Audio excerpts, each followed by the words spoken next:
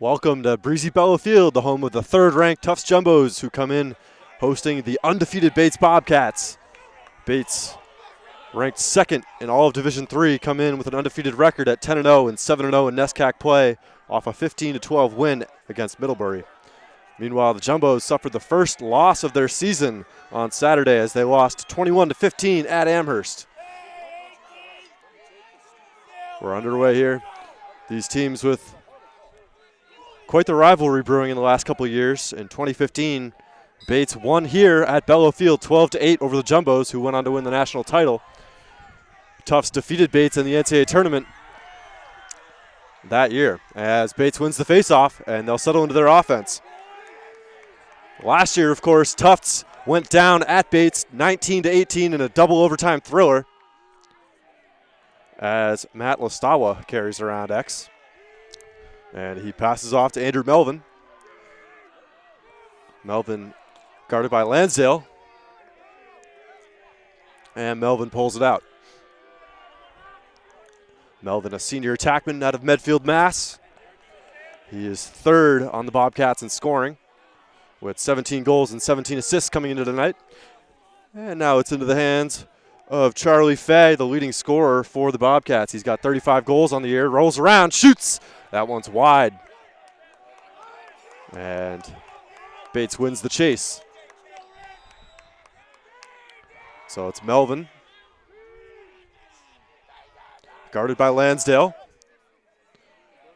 Up with the midfield now.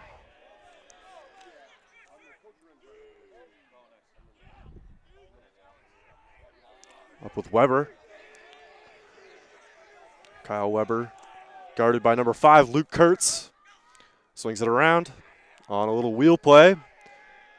Shot goes high, and the cover is there for the Bobcats. Bates with a couple shots early here. A minute and a half down.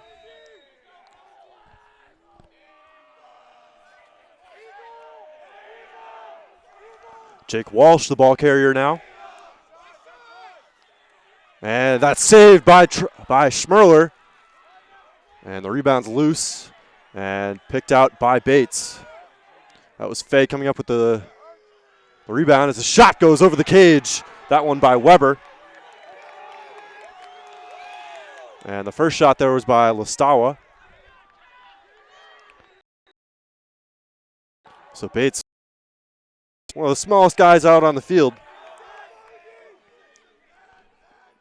Clark Jones carrying around X now. Nice feed and a miss there on the quick stick. Andrew Melvin with a golden opportunity past his defender, but it just hit the plastic of his stick. So Tufts gets into their clear now. They're successful on 88% of their clears, but this is not one of those. Costly turnover, ripped shot, goal! Scored by Charlie Fay, and Bates is out to a 1-0 lead. So poor error there on the clear by the Jumbos. I think it was Lansdale with the pass that was behind his midfielder. Left it bouncing, and Bates had a 3-on-2, and they converted from up top. So 2.5 minutes down.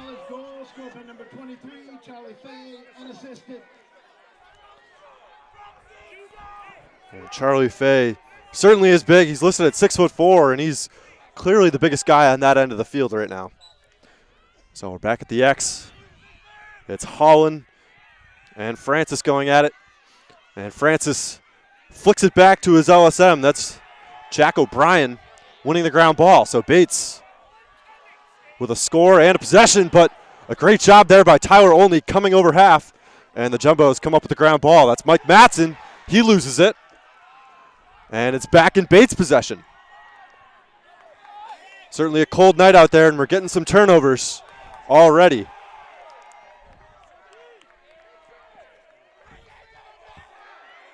Behind the cage, it's Fay coming around. Guarded by Brooke Mata. He goes back to Melvin. Fires up top. Shot, ripped, goal! Burke Smith gives Bates a 2-0 lead, and their sideline is going crazy. Burke Smith with a 15-yarder. Puts it in the top corner. And this is looking like the third quarter run that Amherst had against the Jumbos on Saturday.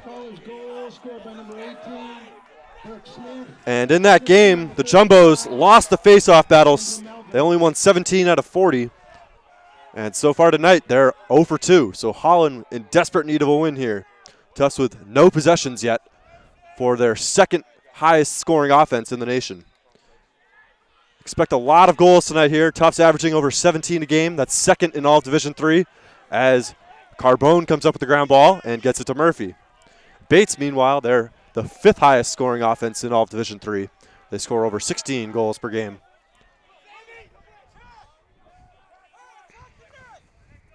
And it's Luke Kurtz with the ball up top, number 5. Passes off to John Cordry. Cordry driving. He's forced back behind the cage. Gets it off to Murphy.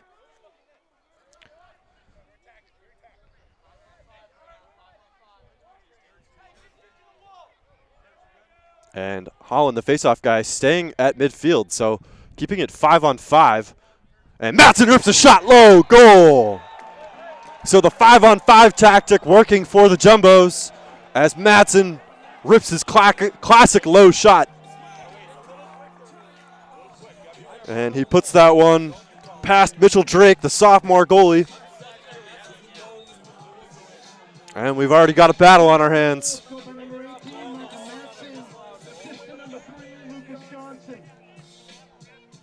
Lucas Johnson credited with the assist. And this is a Tufts team that hasn't beat Bates in the regular season for 3 years now. And it's Tucker Mathers, the long pole, coming up with the ground ball off the face-off, but his pass is behind Mike Matson. So the Jumbos will get into their ride. And a great move there by Fred Ulbrich. And he gets it up to the attack. Behind the cage now with Fay. He's guarded by Mathers, who took the face-off. Fay coming around. Backhand shot, goal! Charlie Fay with the shovel shot. And it's 3-1 Bobcats. Now the implications of this game are pretty obvious. The Jumbos almost certainly need to win this game if they want to host the NESCAC tournament. Meanwhile, the Bobcats, if they were to win this, it could be the first step to a new dynasty in the NESCAC. Of course, the Jumbos have won the last 7 NESCAC titles, and the Bobcats are looking to shake things up under head coach Peter Lasagna. Holland popped it out, but couldn't win it, and it's a ground ball win there for Francis. Bates in the 4-on-3. Shot is deflected. That shot coming from Francis. And Tufts are into their ride. Brooke Mata carrying it up on the far side of the field.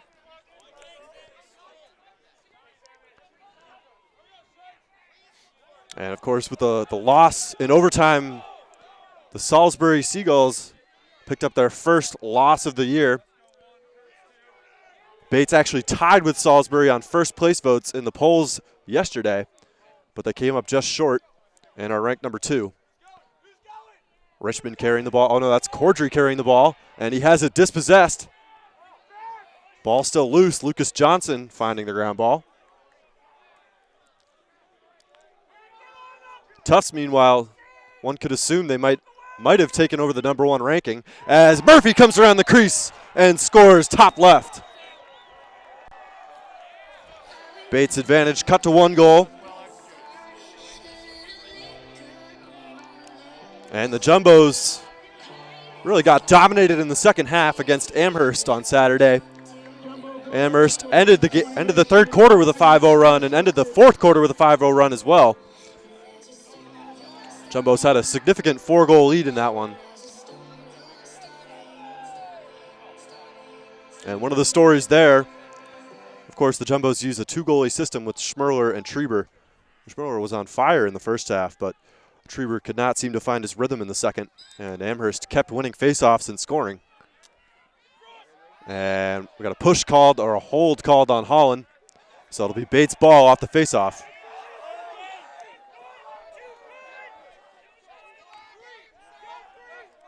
Bates sideline calling for a delay of game. As the ball rolled away there.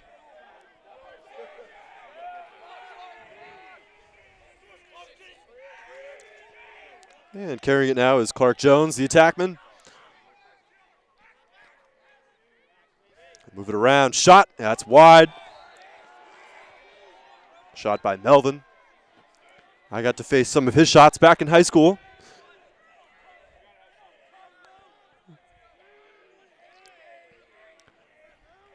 And it's Walsh coming around. That one's saved. And falling down there. Only as he backpedaled, just tripped. Lastawa passes off to Melvin. And Lastawa draws a penalty. And that ball will make its way to half. So the Bobcats will go man up here. See what we get, a cross check.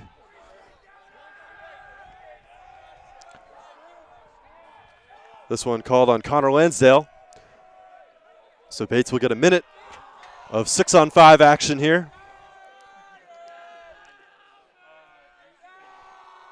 Bates, number 1 in the NESCAC right now with an undefeated conference record. Tufts sitting tied for second with Wesleyan. They have to go down to Middletown on Saturday. Bates, of course, with a 1-goal win over Wesleyan earlier, and a quick stick goal by Lastawa.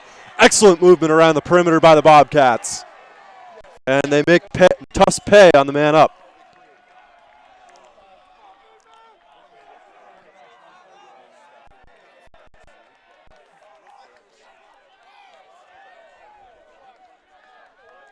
Tufts looking for some answers defensively. Bates College man-up goal, scored by number 45, Matt Lastava, assist to 35, Andrew Melvin. Melvin given the assist there, but really it's been these failed clears by the Jumbos. In that case, it was only tripping as he carried the ball out, which gave it back to the Bobcats. And earlier, it was the missed pass on the clear that led to a wide open goal for the Bobcats earlier.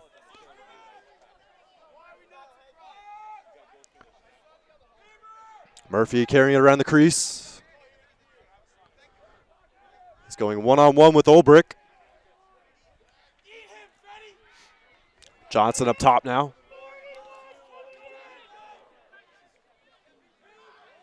Connolly with a great pass to Richmond. Shut down at the doorstep. Great save by Mitchell Drake. Jumbo's doing an excellent job to get it to Richmond.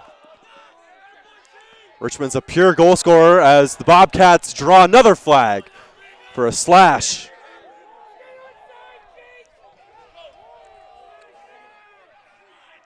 Richmond with 28 goals and 1 assist on the year. And a great goal there. Scored by number 3. That's Kyle Weber. And Bates are up 5-2. And we might be seeing a new powerhouse emerging in the NESCAC right before our eyes. Bates College goal, scored by number 3, Kyle Weber, unassisted.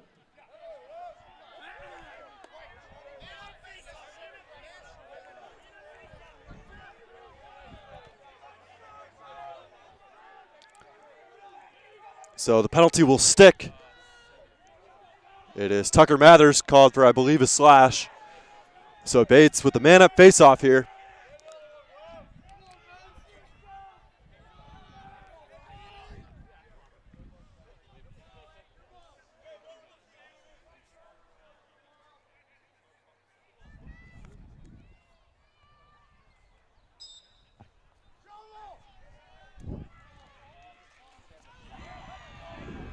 And this one won by the Bobcats.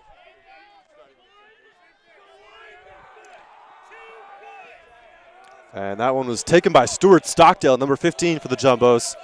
They wanted to get all their pulls in for the man-down effort here. And 35 seconds left on the man-up.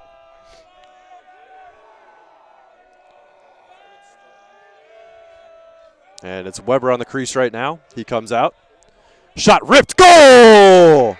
Number 23, Charlie Fay. The Bobcats with a amazing 6-2 lead. 6:40 left in the first quarter. And the offense is on a tear. They cannot be stopped right now.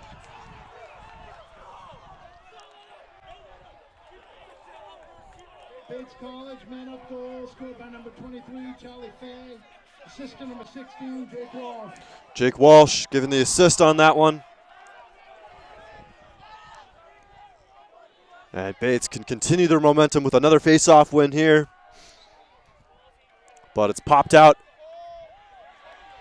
Tough sideline calling for a hold, but Mathers gets the ball anyways.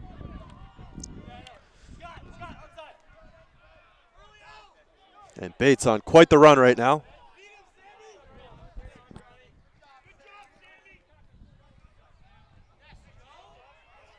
And a hard drive there by Zach Lesko. Murphy finds Cordry. The dangerous pass over the goal. And Cordry can't find any room. Murphy coming around, bounce shot. It goes wide.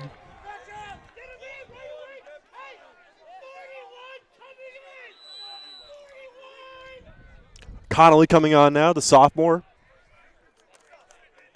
Connolly with 15 goals and 12 assists on the year.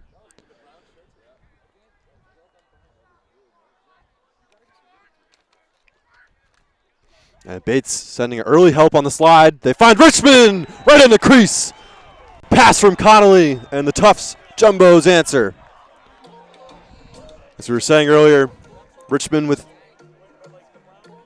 18 goals on the year coming into this one. 28 goals on the year coming into this game and only 1 assist. And his goal to assist ratio is probably the highest in the nation. 35, Zach Richmond. Assistant number 41, Ben Conley. He loves his position right in the front of the crease there, and he gets it past Drake. And Mathers wins another one. So the Jumbos switching from Holland to Mathers on the faceoff. And a good clear for the Jumbos here as they look to get a touch. And a dangerous feed pass from Murphy that was deflected off a shaft. But Matson comes up with the ground ball. And a goal there by number 20, Nick Shanks. Kept his stick in his right hand. Very low angle on the shot, but he gets it past Drake. And the Jumbos have answered with 2 consecutive goals. So it's 6-4 with 5:15 left in the first quarter. And when I told you this was going to be a high-scoring game, this is why.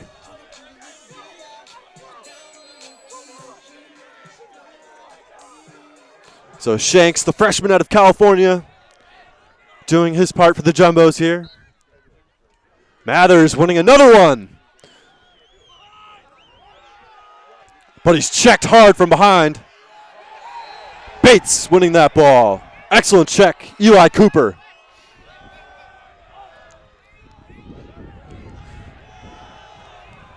Melvin. They work it around to Fay.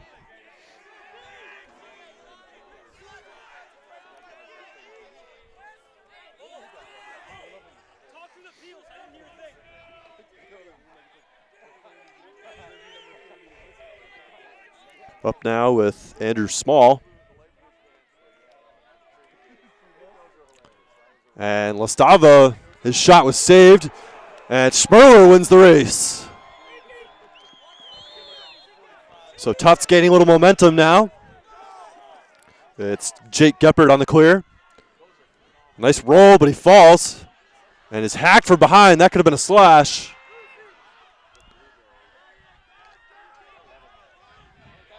And the Jumbos settling in now. They'll bring on their first midfield. Hard drive by Cordry. He finds Murphy. Matson with a shot. That goes sky high.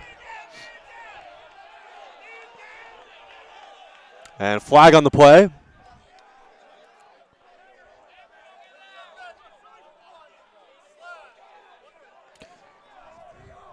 And it'll be a slash on the Bobcats. Called on Olbrich. So Tufts with their first man-up opportunity of the game.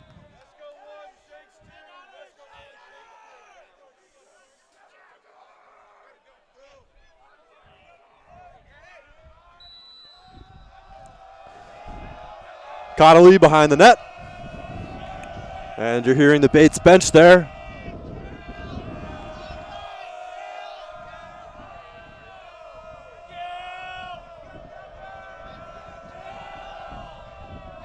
Matson with the ball.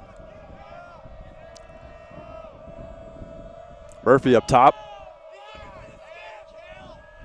Down low, Richmond back up to Murphy. And that pass deflected. Connolly couldn't catch it, so Bates gets the ball back. 28 seconds left on the man down for the Bobcats. And a great play up to Lastava.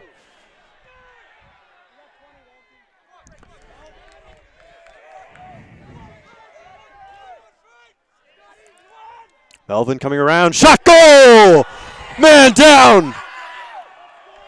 And Lastava puts the Bobcats back up by 3. And if you're the Jumbos, you have to wonder what your defense was doing, collapsing that hard, leaving Lastava open. Bates College goal, scored by number 45, Matt Lastava, assist to number 35, Andrew Melvin. Melvin credited with the assist. 3:11 left in the first. Bobcats lead 7-4, and it's Holland back at the faceoff X going against Francis.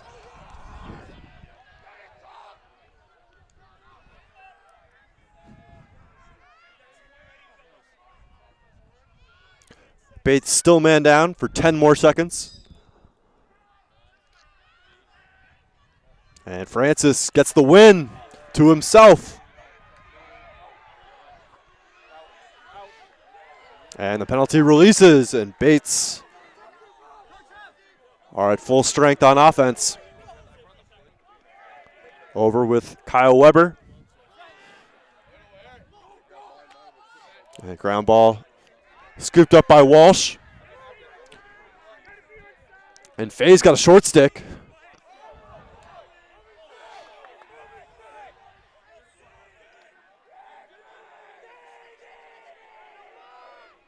Weber carrying it.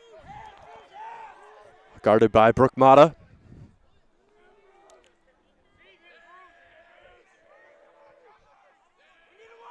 Over with Faye now. And the slide comes early. The Jumbos recover. Lastava. Shot saved by Schmerler. And I think we've got an in the crease call. Yep. And I think they called Kurtz for stepping in the crease with the ball. And right on the doorstep. Shot and a goal by Charlie Faye. Bates leading 8-4. And a breakdown by the Jumbos off that turnover.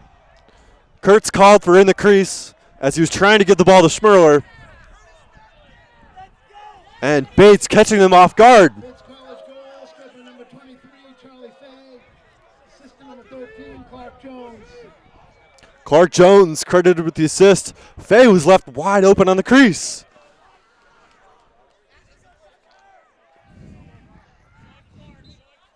And this is a Jumbo defense still in need of answers right now. Bates winning the faceoff. That's Rocco Fantoni with the ground ball there.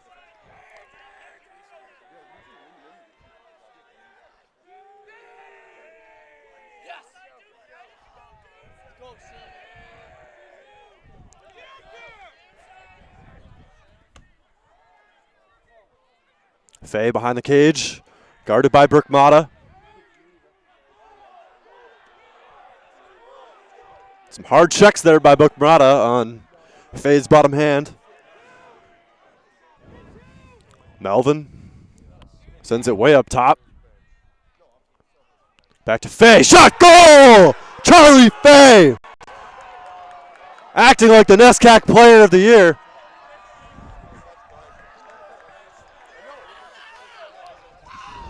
And Tufts finally calls a timeout. That shot ripped over Schmerler's right shoulder. 1:14 left, and the Bobcats have already put up 9. Absolutely incredible performance by this Bobcat offense. Assistant number 10, Donique Brown-Jones. Timeout, Jumbos.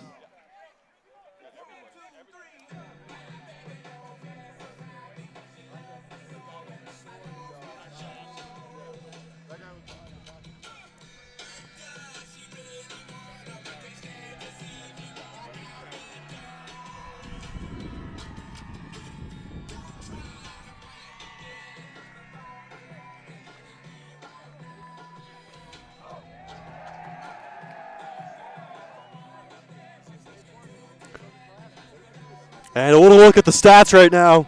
Charlie Fay has 5 goals already in this game.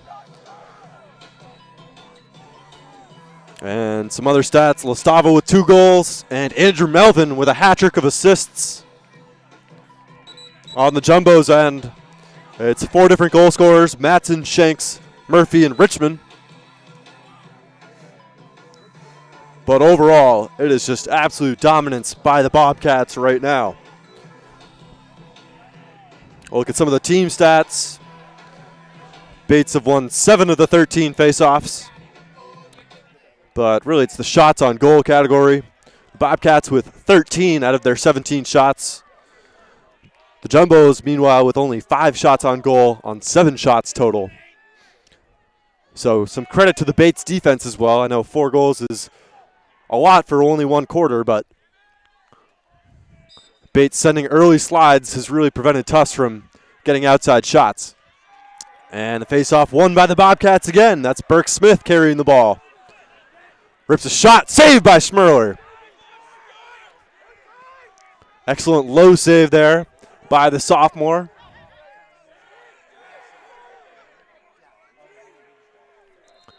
Both the goalies in this game out of Maryland. And with 51 seconds left in the first, Bates will call timeout. Timeout, Bobcats.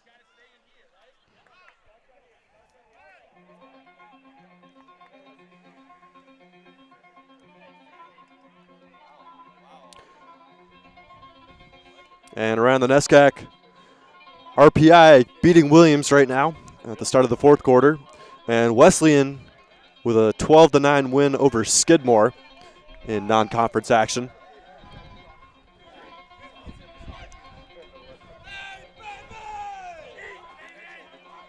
You have to think Bates, Tufts, and Wesleyan are all in consideration for at-large bids to the NCAA tournament at this point.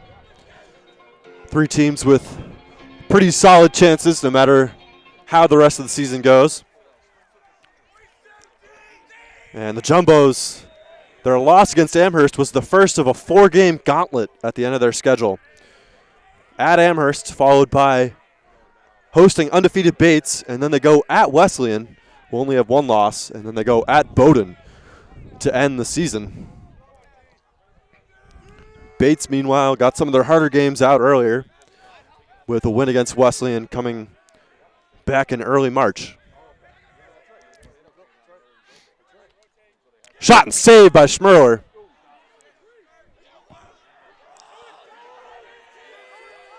So the Jumbos clearing now with Brookmata. 12 seconds left in the quarter. Jumbo sideline counting down. Murphy with a feed, and that one is dropped by the long pole Carbone. So Bates will have the ball with 1 second left. And we'll head into the second quarter. Bates with a dominating performance as they lead the Jumbos 9-4 here at Bellow Field.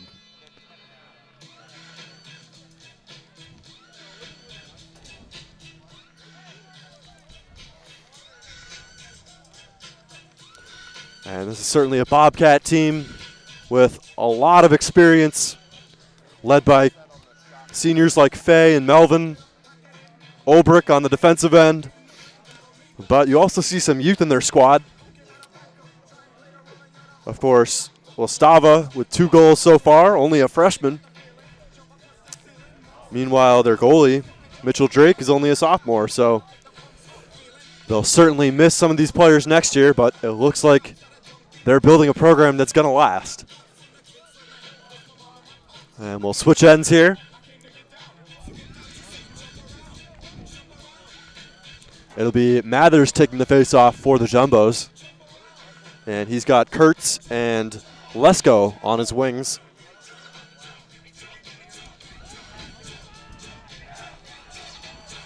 And defensively, the Jumbos have switched goalies, so it'll be Robert Trieber between the pipes for the Jumbos. Schmerler with difficulties there in the first quarter.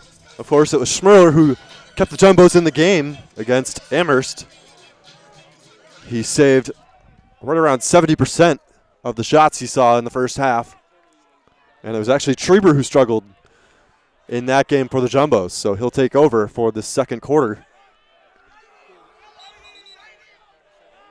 And Francis called for going early.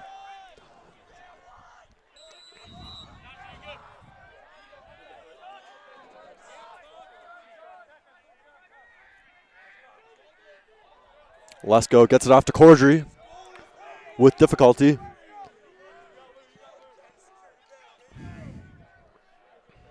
Murphy guarded by Olbrich.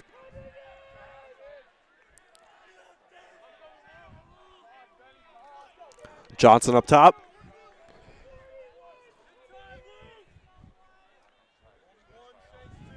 Driving hard right. Back to Cordry at X. And that feed is deflected. And a push called on the Jumbos.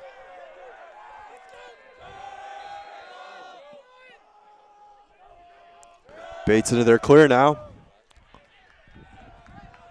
And you can tell, lack of energy from the Tufts bench. They normally have leads at this point in games. Shot ripped by Weber. That one goes wide left.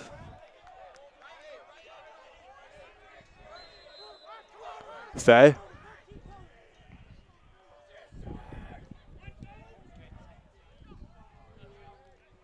And Fay's chased off. And a slash is called. So Bates will be man up.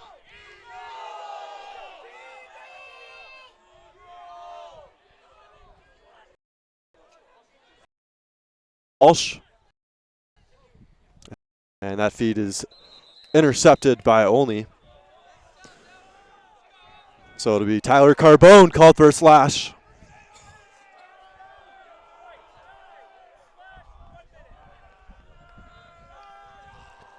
And Bates will go back into their man up for the third time today. And it was penalties that somewhat undid the Jumbos against Amherst. 9 penalties on the Bows for a total of 5.5 minutes of time served, including one on Robert Trieber, the goalie, called for an illegal body check.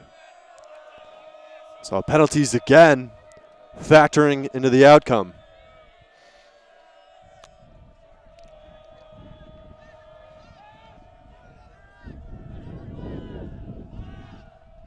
Good deflection there by Brian Powers, the sophomore, out of Winchester, Mass. But Bates recovers possession.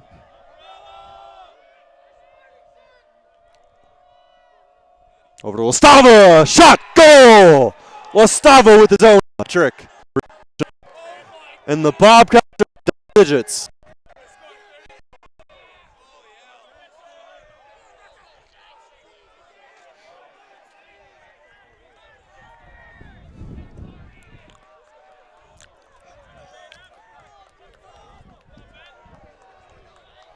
Bates College man-up goal, scored by number 45, Matt Lastava. Assist to number 16, Jake Walsh. Jake Walsh giving the assist on that.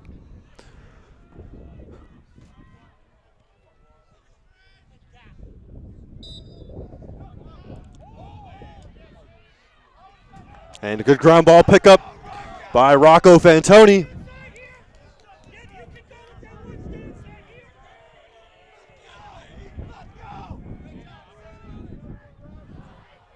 And Fay with the shovel pass. Picked up by Trieber. And O'Neal carried across himself. Meets a double team, gets out of it.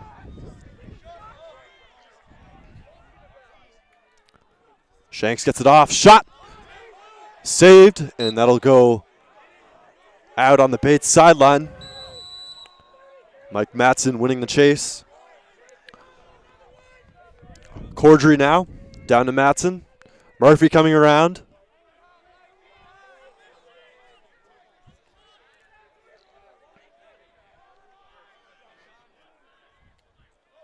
And Cordry might have gotten away with a ward there. That pass dropped, but recovered. He's back now with Frank Hatler.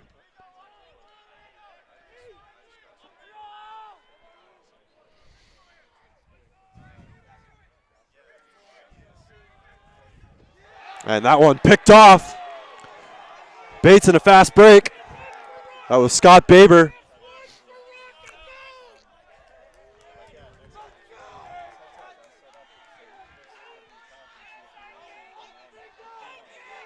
Behind the cage now with Lastava. And picked off. A great read by Burkmata. He'll carry it himself.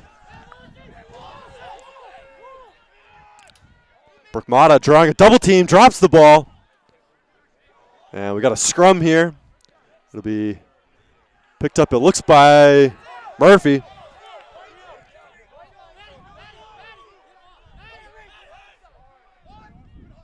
Great feed down. Matson on the crease. And the Jumbos are up to 5.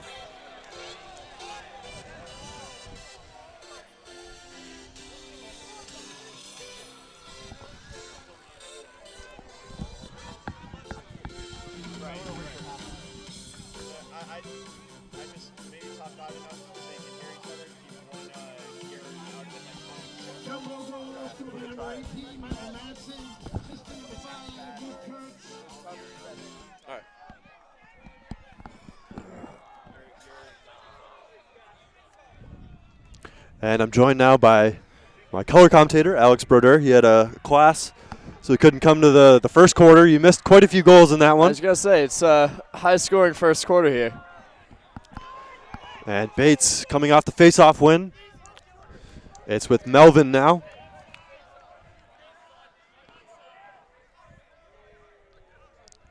Of course, to fill in the viewers and you, Charlie Fay, the senior, with 5 goals for the Bobcats so far. Jeez. And the freshman, Lastava, with a hat trick of his own. It's with Melvin now. Kept below the goal line extended.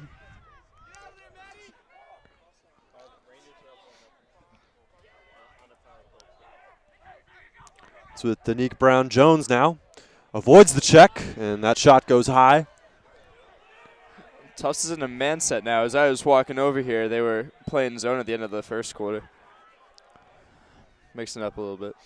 Melvin up top to Fay.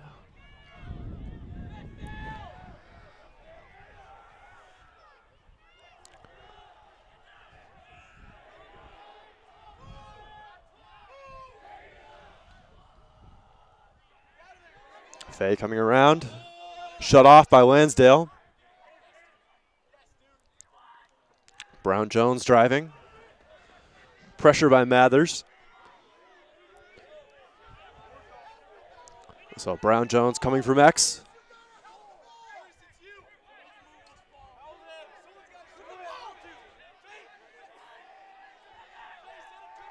And a shot clock put on the Bobcats here.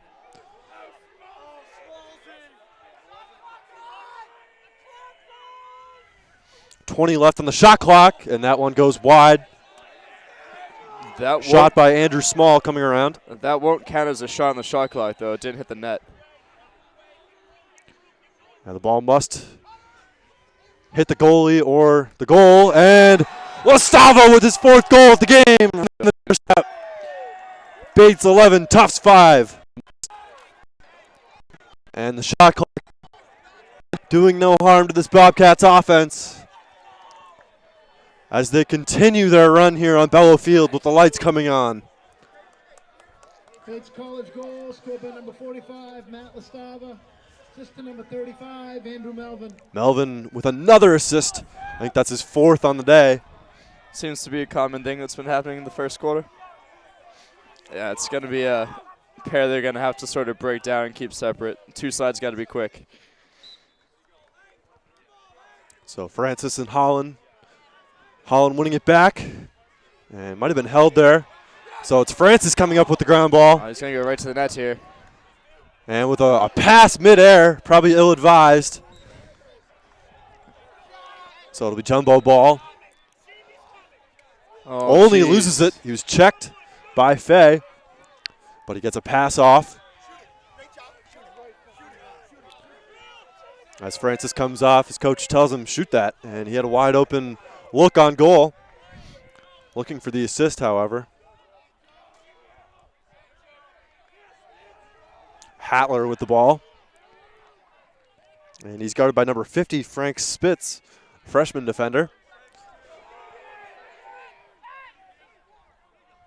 Johnson now. Hatler at X. Trying to get around. Flag is called. Yep. I think no goal. They'll call in the crease. So they'll call push on the Bobcats.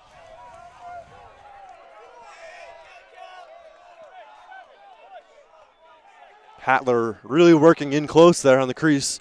Hardly any room to dodge. Has Tufts been on the man up yet in this game? I think they've had one man up so far, so this will be their second. And it was Sean Clark called for the push. The defensive midfielder, short stick.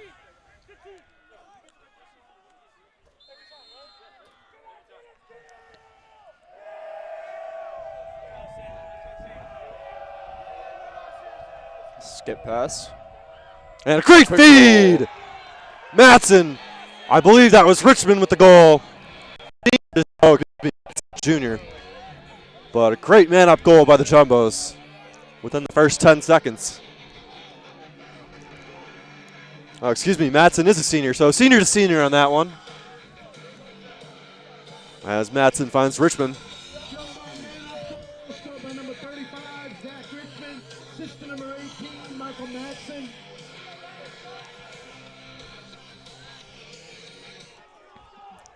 So that releases the penalty, of course.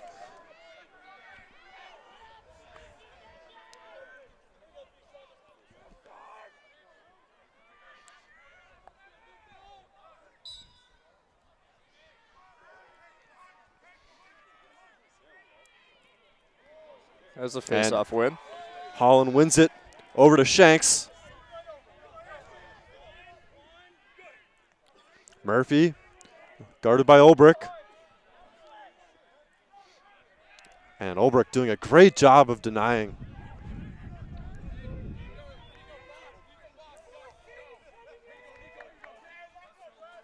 And shot. Looks like it was a kick save there by Drake.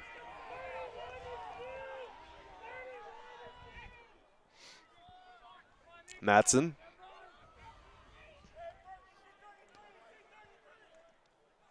And shot and goal by Hatler. That was a quick feed. Assist by Murphy from behind the cage, and it's a 4-goal deficit now, 11-7. Tufts is waking up. About 2-goal halfway run. through the second quarter here. And you can tell the energy is much higher here on the sideline now. Scored by number 14, Frank Hatler. Assistant number 28, Danny Murphy. So Frank Hatler, the substitute playing attack now, maybe he's the answer for the Jumbos here.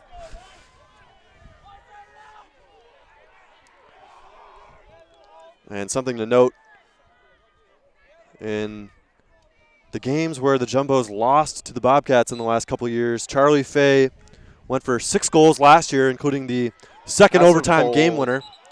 And Bates called for a hold. Jumbos will get possession. And in 2015, when Tufts lost at home to Bates, Fay had 5 goals. In the game where Tufts beat Bates in the playoffs, Fay was held to only 1 goal and 1 assist. And, of course, Fay has 5 goals on the day right now, and it's only the second quarter. Open Shot! goal. Murphy, goal! It's an open goal shot. The goalie went out to try to play aggressive defense, and it kind of backfired for him because he just ran away and put it over his shoulder there. I'm not really sure what the Bates goalie there was thinking. Yeah, certainly an aggressive tactic there, and Murphy made him pay. And the Jumbos are on a 3-0 run, 11-8, and they're showing signs of life. There's going to be 50 goals this game.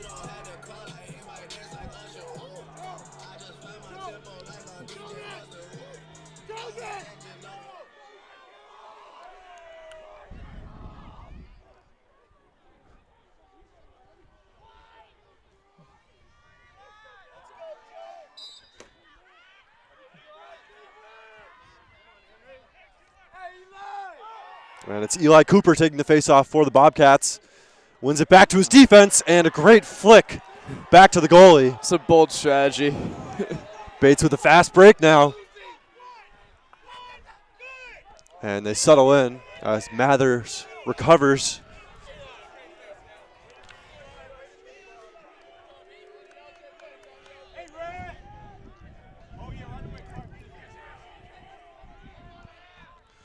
with Fay behind the cage. Up to Walsh now.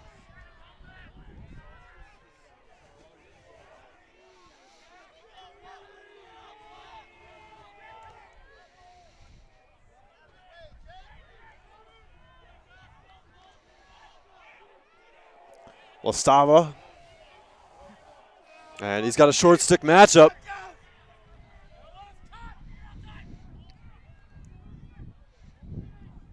They work it to Fay. And dropped there by Weber. Weber drives right, rips a shot, saved by Treber. And a flag called for a push. That's a very soft call in my opinion. I think he took a bit of a dive there. He was embarrassed, I think, from tossing it right as thing. I don't know. Didn't look like a push to me, but then again, who are we to say? We're standing here on the sidelines, not there in the field. 30-second push called on Zach Lesko. Was not one of the stronger pushes of the game.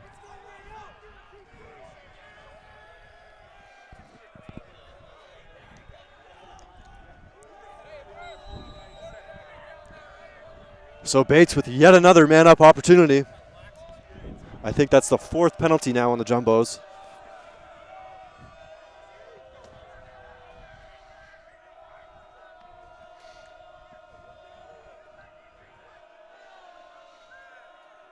Well, Stava rips a shot, save, Treber. He's out. He comes out of the cage as he likes to. So maybe Treber's the answer for the Jumbos here. Looking to recover from his struggles against Amherst. And they get to Burkmata. Olney carries it past half field. And Olney scoops up a ground ball. And that's not over and back because they haven't gotten a touch yet, but they need a touch right away. And that one's stolen away, so the Jumbos rushing to get a touch there. And they had their pass deflected.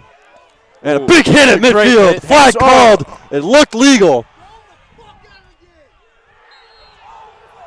And another big hit. No flag on this one. Fay lost his helmet. We got a huge body check here. And number 21 is down at midfield. That was Baber. Down. Then we had another hit on the attack end.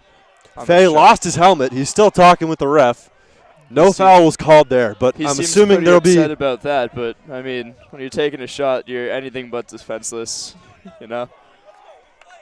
I have no idea what was happening there in midfield, but we hope the best for everyone, of course. Hope he's all right.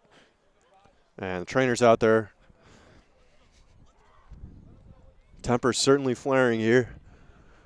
Can be assured it'll be a very heated game the rest of the way, as if it weren't already.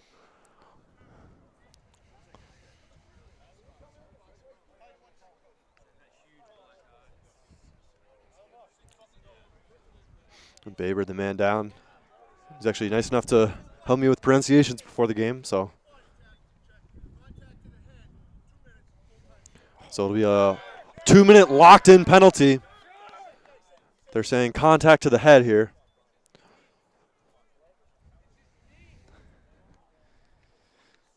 Yes, that's a 2-minute locked-in penalty, so that will run us to about 2 minutes here in the half. Then there's no call on the second hit, in which someone looked like their helmet popped off.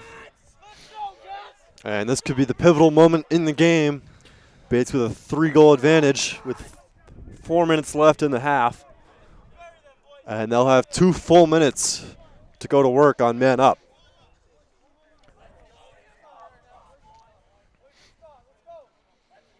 And it looks like Baber has a knee issue.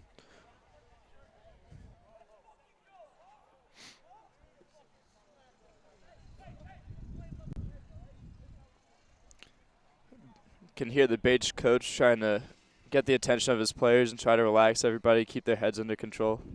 He doesn't want them taking any stupid penalties either, as I'm sure that's what the Tufts coach is saying as well.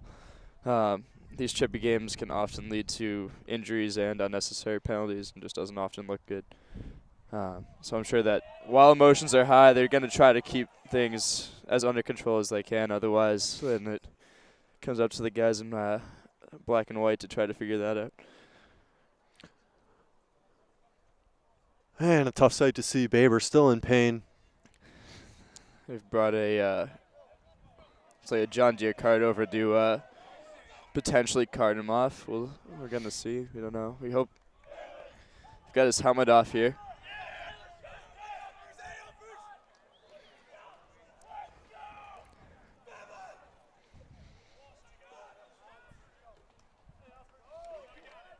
So it'll be Holden Rosengrupp serving the penalty for his illegal body check. And again, kind of like a football play. It looked like he sort of had legal contact, but it was the fact that he was defenseless as he was turning around. Yeah, it's called the Wes Welker look. How many times have you seen Wes Welker go up and jump to catch it and get bodied from behind? That's why he wears a helmet twice the size of everyone else in the league now. But yeah, That's why he's retired now. Oh yeah, that's true. Jeez. The team will take him with all the concussions. But Baber looks like a knee injury, so more than just some head contact on the hit. But with the hot play of Treber in net, Jumbos may have found their solution. Yeah, Treber had a nifty little play there when he came out of the net and had some good dodges, which is always fun to see a goalie make some dodges because no one ever expects it. Yeah, he's looked hot. Now, in my opinion, you've got a 2-minute locked-in man up. If I'm Bates, I'm only trying to pick corners and get possession off shots because, if you give Treber just one save, and he's an excellent clearing goalie, then, Tufts can kill quite a bit of time off that. Yeah, Tufts a very good clearing team as well. Yeah, Tufts, assuming they can get a stop here, they're definitely going to look to just run around in circles as long as they possibly can. Sort of kill off this penalty. They should be expecting a double team as soon as they get over, well, pretty much the whole time, but especially as soon as they get over midfield, and that's going to be work, but if they can kill that off, that would be huge.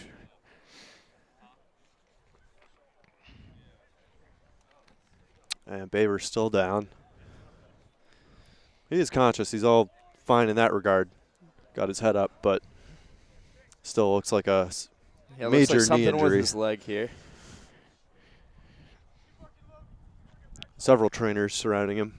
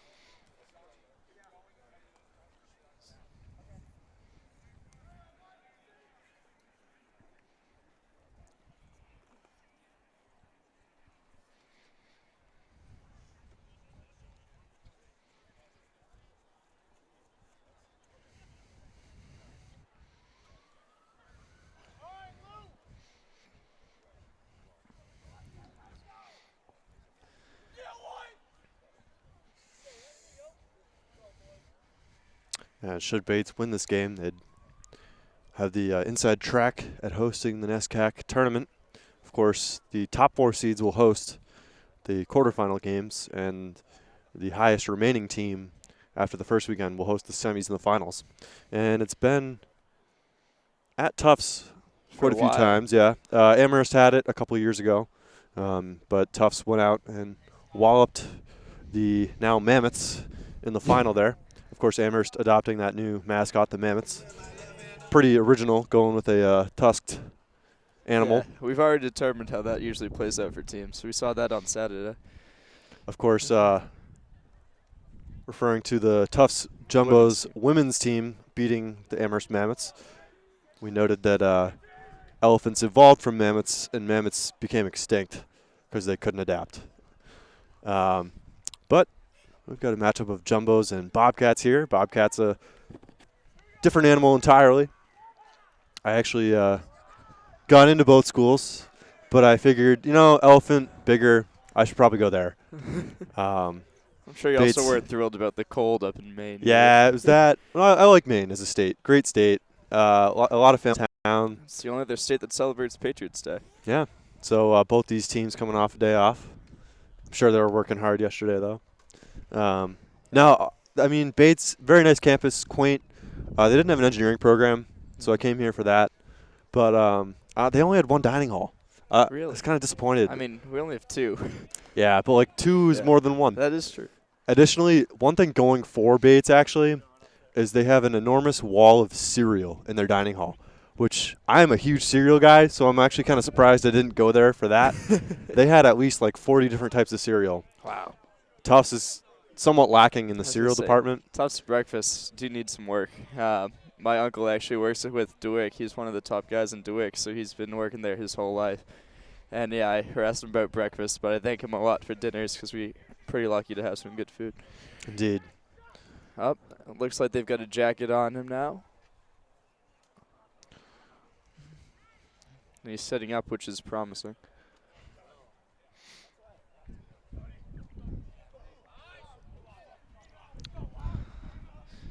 Remember the first ever Bates lacrosse game I watched. It was at Wesleyan. My brother was a walk-on the Wesleyan team. And Bates was sort of in the, like the doghouse of the NESCAC standings back then. They were one of the worst. And they came in and upset Wesleyan. And I think that was one of the first few games of this program on their turnaround. They came in, they only had like 1 or no NESCAC wins on the season.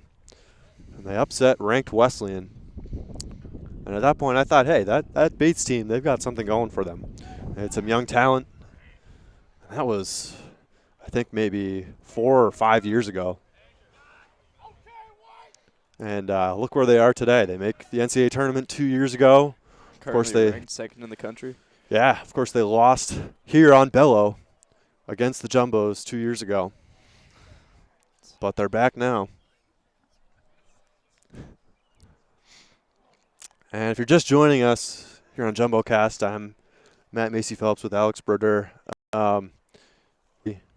It was Scott Baber, I believe, the midfielder, was hit hard in a transition play at midfield. It looks like a leg injury. They're getting him on a stretcher. And Tufts CMS is here now. They are all volunteer-based, which is really remarkable, the work that they do, making sure that we all stay safe. And we're very thankful to have them here on this campus. So Baber with some sort of significant leg injury. Yeah. 4:06 left in the first half, and Bates will have a 2-minute locked-in man up. Of course, Bates coming out firing in the first quarter. They got a 9-4 lead over the Jumbos. They eventually moved that to 11-5, and the Jumbos have scored the last 3 goals here. So it's 11-8 now with 4 minutes left in the second quarter. Charlie Fay with 5 goals so far for the Bobcats. Lastava, the freshman, with 4 goals. Murphy leading the way for the Jumbos so far. And with the goalies, Schmerler struggled in the first quarter, but Trieber has come in and performed really well for the Jumbos here in the second quarter.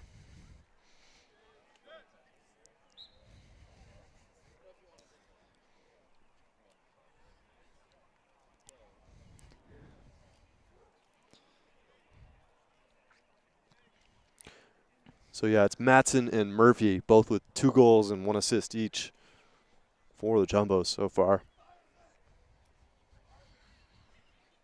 And on the goalie end, Schmerler with 6 saves and 9 goals against.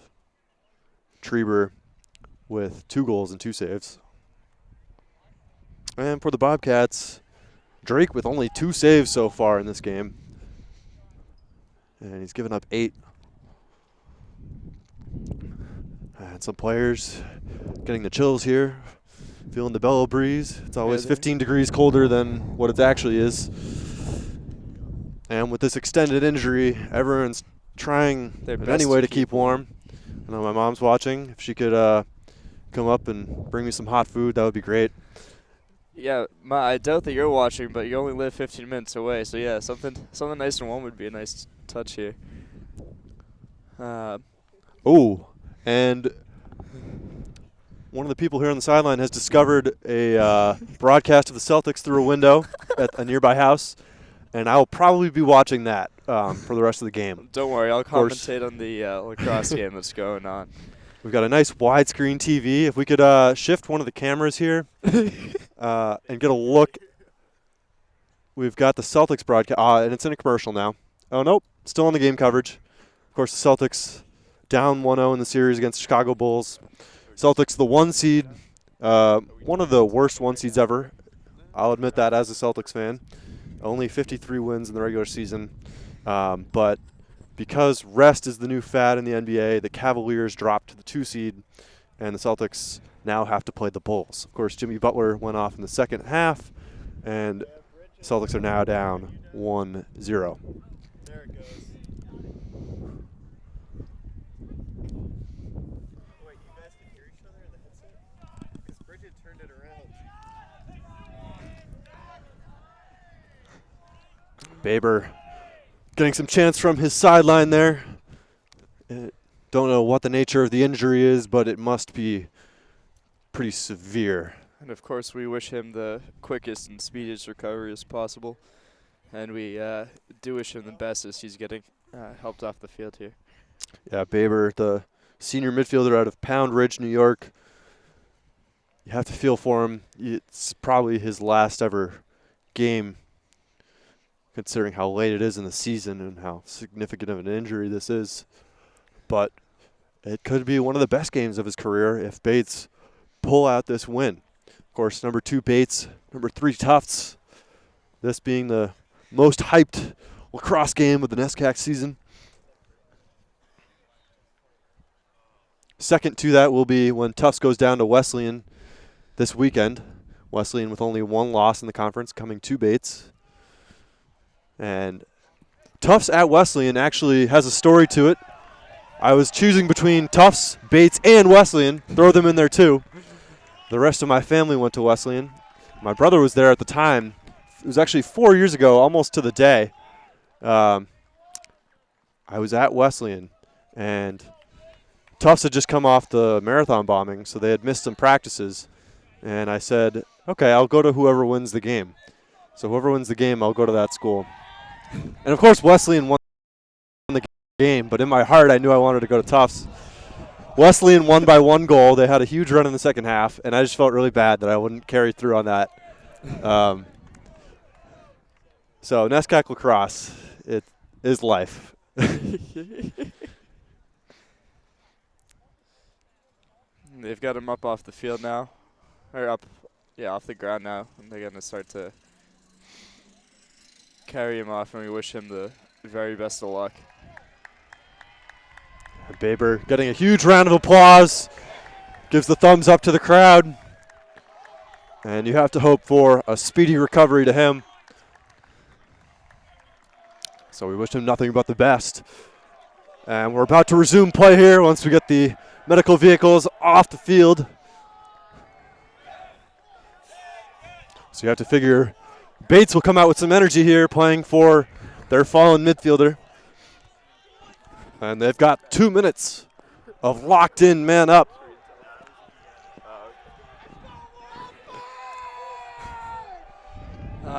Apparently on the Twitter sphere, we've had someone send us a message, cool story, bro. So good for you, Matt. Hey, we got to fill it somehow.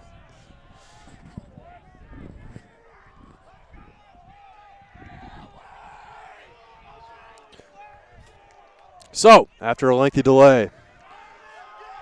Oh, no, we still have the emergency vehicle on. That's all right. It's just a new obstacle added. 10 points if you pass the ball under the car, 20 points if you pass it over the car. It's the new Tufts attackman. Yeah.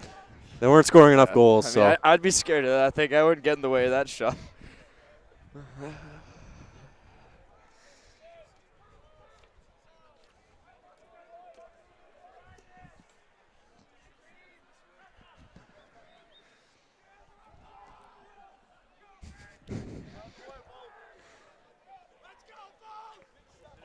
And the Thames car makes its way off the field.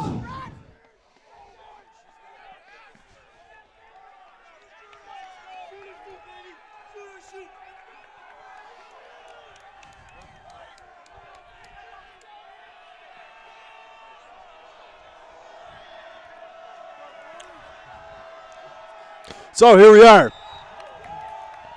It's Jake Walsh. As Bates moves it around, Walsh off to Weber. And doorstep. That one's saved, and Trieber rakes it into the crease, but a push called on the Jumbos.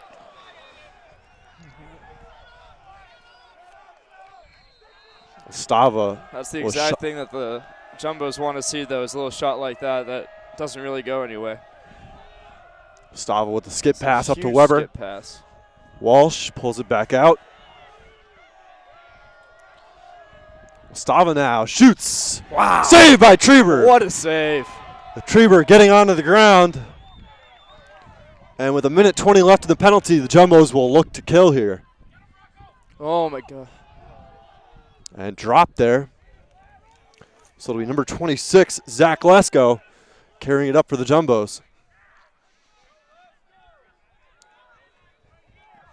Drops it back to Trieber. And even if the Jumbos get a clearing violation, it wouldn't be in the worst of things. They're going to get more than that off the clock, though.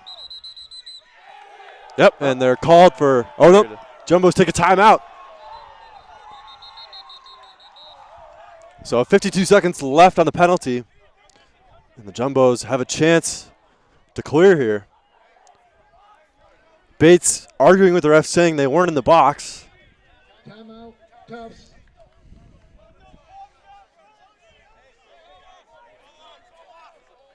Not sure what the call is here by the refs.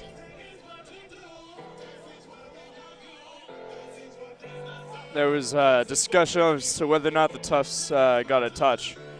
I didn't see them get a touch. I didn't see that either, but we're standing about 70 yards away from there, so it's really tough to tell.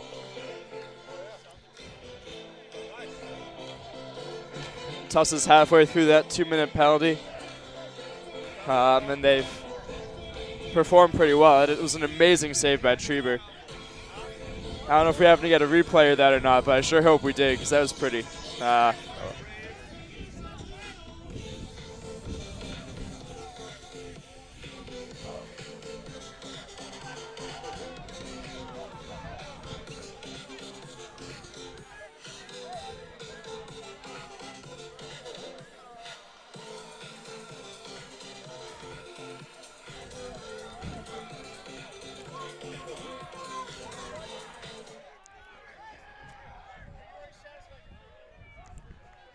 Trieber's also in shorts today, which is highly questionable. If I was the goalie today, I would not be wearing shorts. So it's Nick Shanks running the ball behind the cage, draws the double team. He's got 2 poles on him. And he gets around him but loses the ball. Ulbrich in there. Someone's got to help him out here. And the ground ball picked up, and Bates And you can hear moved the back into their offense. You can hear the Tufts sideline yelling, drop, drop, drop, telling them to get back into position rather than go to their usual ride. I think that seems to be definitely the right call here. They still got about 20 seconds left on the penalty. Weber passes off to Walsh.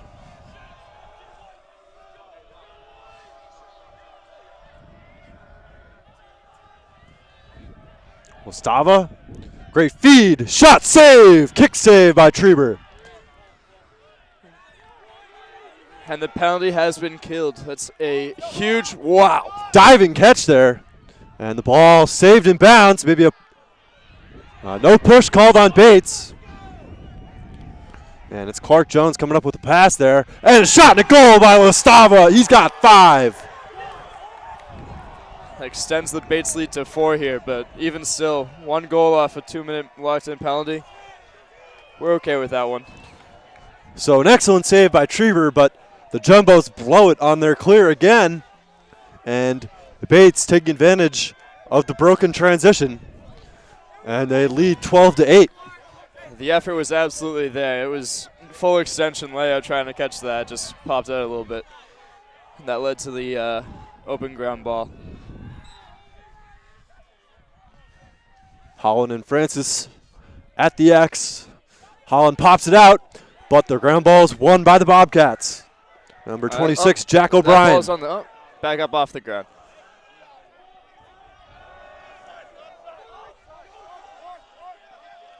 Weber on the sideline here. And they work it up to Jones. Melvin now. And Melvin with his former teammate Trieber in the cage. And a missed ground ball there. And it's the Bobcats picking it up. They're saying it was touched by Tufts, so it's not over and back. But a bad throw by Ulbrich. And deflected by Tufts, so it'll be Bates' ball.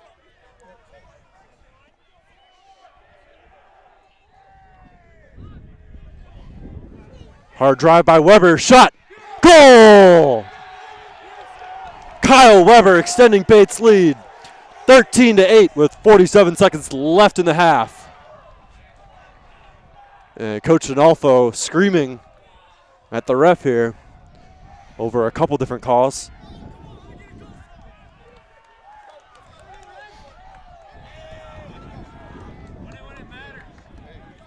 Bates College goal scored by number 3, Kyle Weber, unassisted.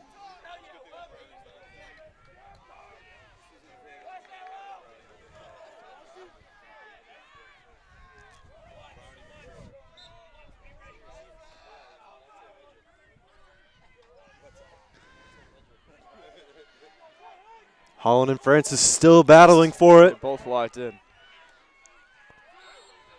That's a hold. Yep, hold called on Holland.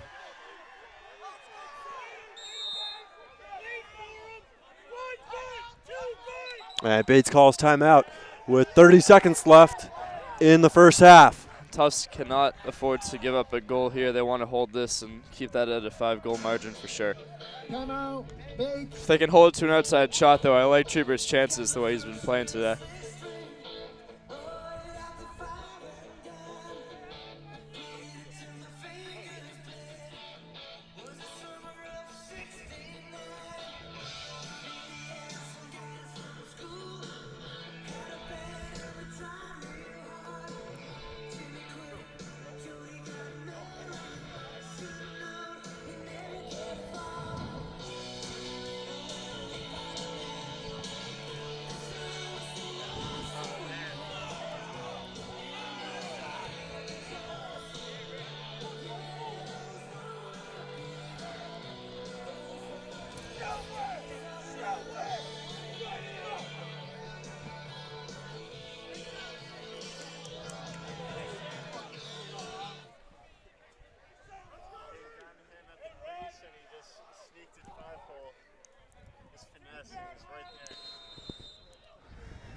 And we're back here, starting the action up again.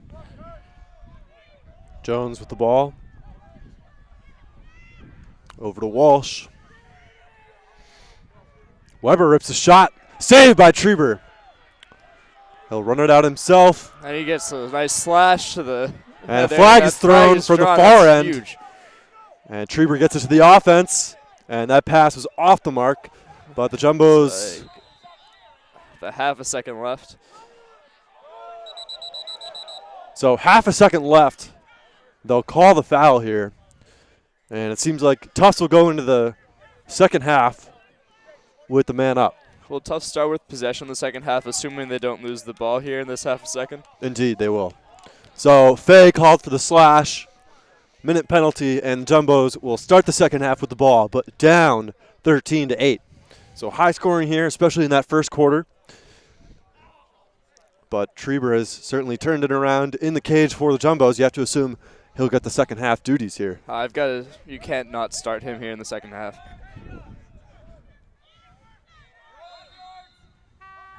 So we go into half. Bates 13, Tufts 8. Join us for the second half.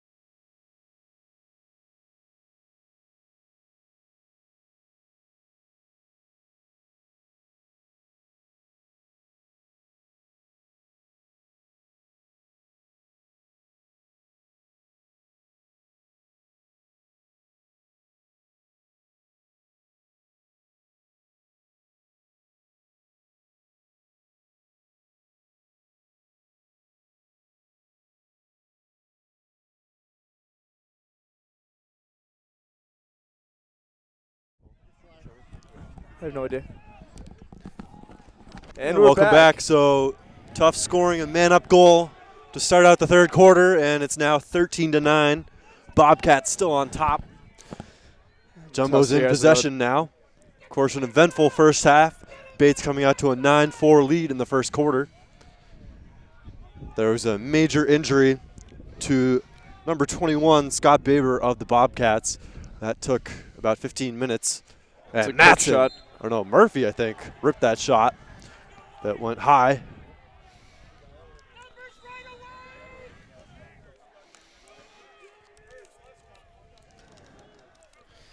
So it's Cordry coming from behind the cage here, off the double team. Connolly gets it over to Lucas Johnson. I'd love to see him dodge from X here to shoot, but he's looking past all the way. Murphy with the fake. Takes it himself, backhanded shot, no good. Connolly with the backup. Told you to drive from X and shoot.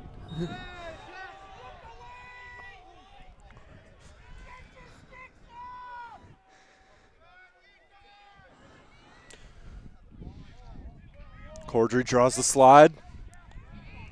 I thought he might have got cross-checked there, but was not in agreement.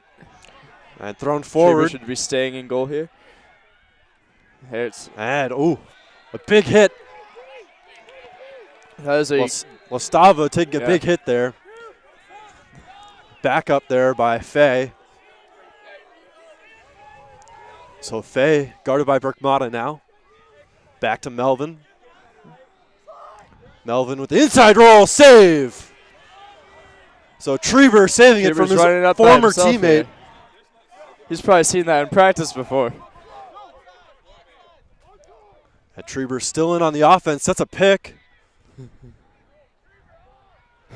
And the bench yells at Trieber to get back. Murphy inside. Shot not backed up. No backup. Maybe Trieber should have stayed there and backed it up. So Drake wins the chase to the ball. And a poor pass here by Drake. Had no help. Look to the middle. Murphy was left wide open on the crease, but Richmond decided not to pass to him.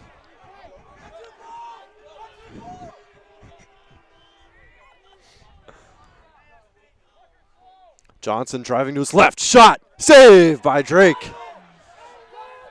Fast break now.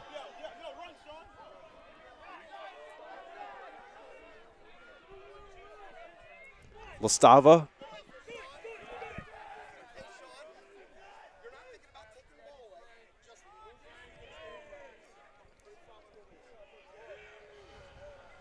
Fay now working a two-man game with Melvin.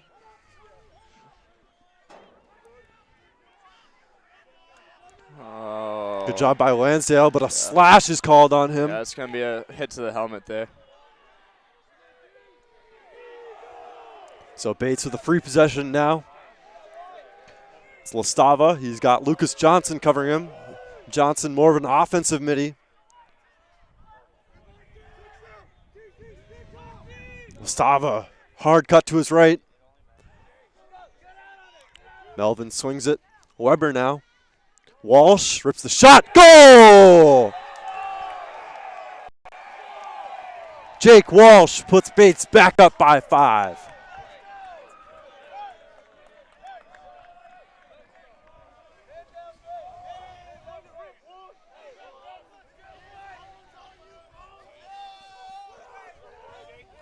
So it'll actually be Carbone called for the slash. Number 16, Jake Walsh, assistant number 3. No, correct that. It'll actually be on Lansdale. So now they call Lansdale off.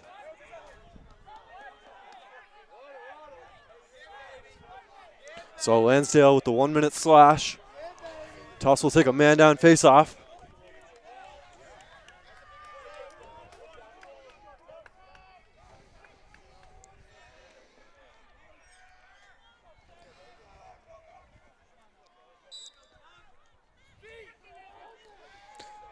And Francis kicks it back, and he loses his glove there.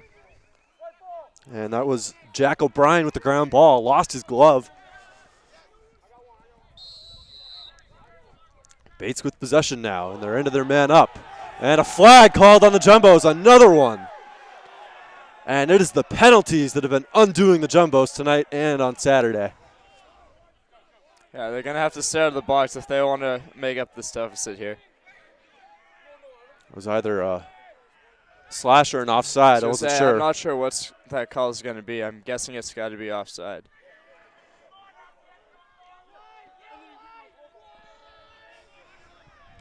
And shot by Weber is deflected by the defense. So Bates will now go 2 men up as Murphy comes to the box.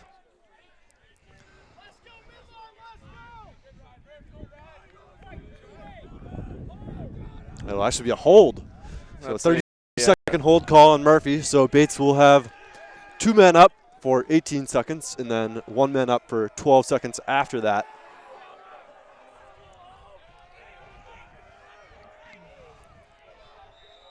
This is when the defense gets creative here. I'm sure they'll probably stick to a box here.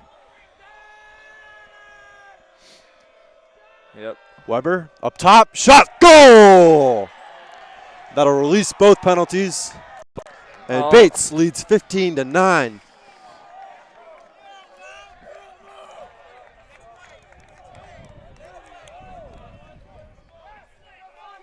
Weber's celebration there was quite close to one of the Tufts players. I don't know. The NFL, it's a $15,000 fine. But NESCAC Lacrosse, that will go all the time.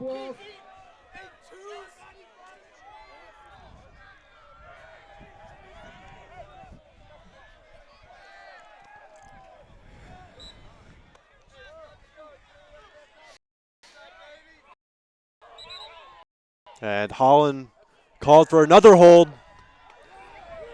Francis with another win.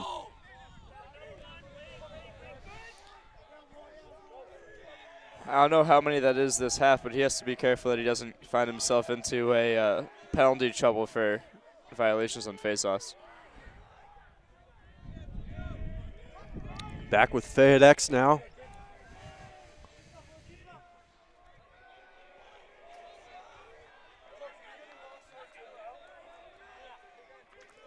Lastava on a short stick. Swing pass. Massive skip pass. And Fay falling as he shoots. Backed up by Melvin.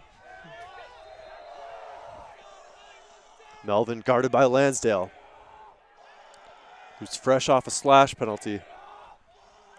Fay, one-handed, no good. Wide left. That would have sent this Bates bench into a fury if he had scored that. If he put that one in, you would have seen that one on SportsCenter. To get that kind of shot speed with one hand is really incredible. And as a goalie, you have no idea where that shot's going. I don't think the Bates player did either. And with Brown Jones now. Makes a move, shoots, scores!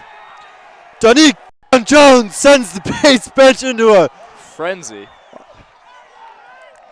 Incredible. Bates College with a 7-goal lead with 8:41 left in the third quarter. It's their largest lead of the day, I'm pretty sure. Bates College goal, scored by number 10, Danique Brown Jones, unassisted.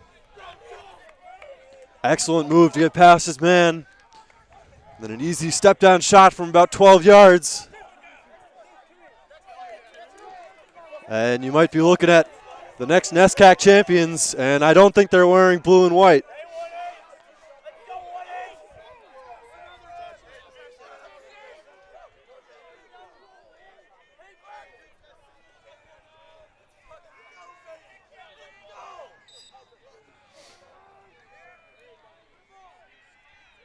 Francis gets it out to himself. Carbone battling. Holland knocks Francis down. Still loose. And it's Bates coming away with it. And that's O'Brien again winning the ground ball.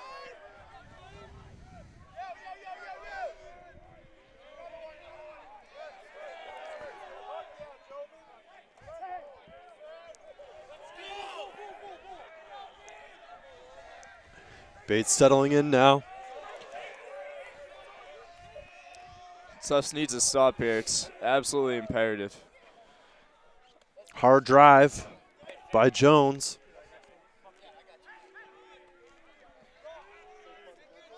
Up with Weber. And Fay drops it. But it's Lastava saved by Treber. Lastava with the underhand shot. That was the hockey shot there. Treber standing tall on that one. Weber. Off to Walsh.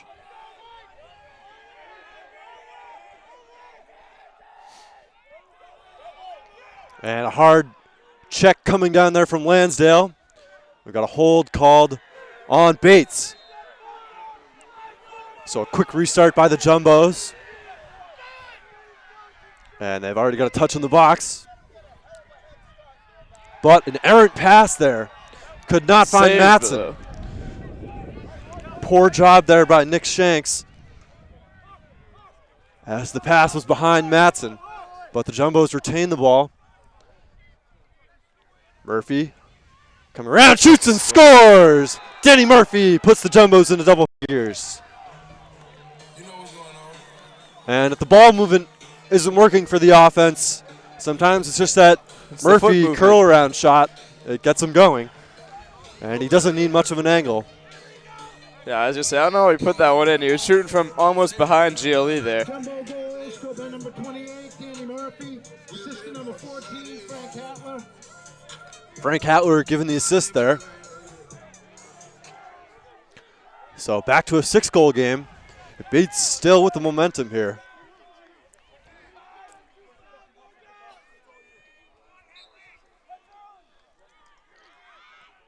Holland pops it out, but it's Bates recovering it. That's Regan Haas.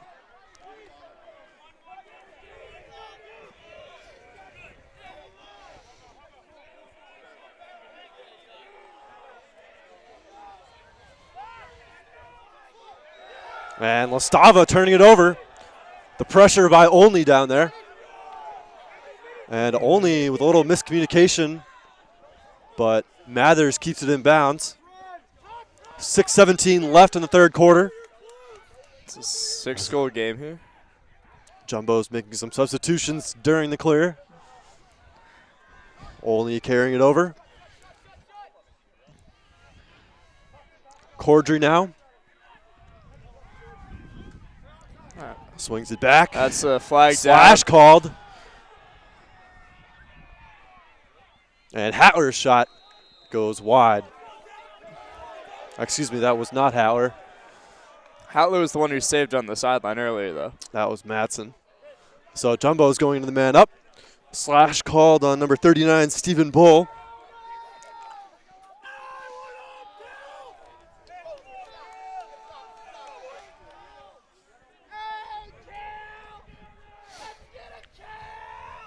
Jumbo's in desperate need of a conversion here. Hopefully quick, too.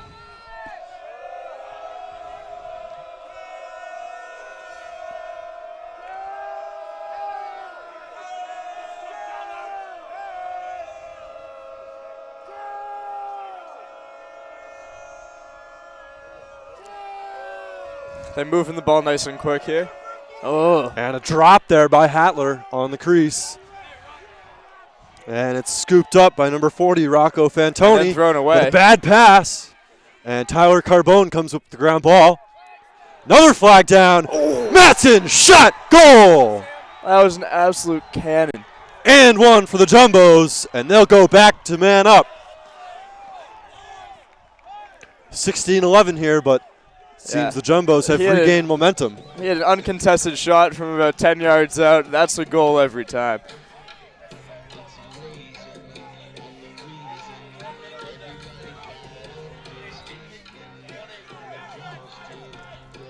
So we've seen that a couple times. Drake not communicating with his midfielders on the clear, and the long pass coming up short, and the Jumbos took it off the bounce. Tufts ride once again paying dividends. That penalty is on number 18, Burke Smith, sorry. That's a minute in the box. I'm pretty sure it was for a hit to the head. I'm not 100% sure on the call there, though.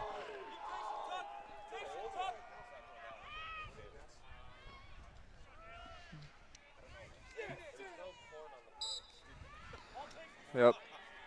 So Bates electing to give Tufts that face-off. Francis over on the sideline. And Bates will immediately settle into their defense. Extending pretty far out for man down, though. Connolly swings it up. Bates has with good Murphy rotation now. here. On the crease, Hattler, bounce shot, goal, and another flag. He got a good, really good shot to the head there. I mean, he earned that flag, but that was an amazing shot and score, despite getting whacked a couple of times there. Frank Hattler, the junior out of California, not much playing time coming into this game, but he's been the answer on the offense for the Jumbos today. And just like that, it's only a 4-goal game, and once again, the Jumbos are going to go on the man up here. And another flag. This one coming on the freshman, Frank Spitz, the defender out of Pennsylvania, called for a slash. So all the momentum with the Jumbos now, despite being down by 4. 4:46 remaining in the third quarter. And they go man up on the faceoff again.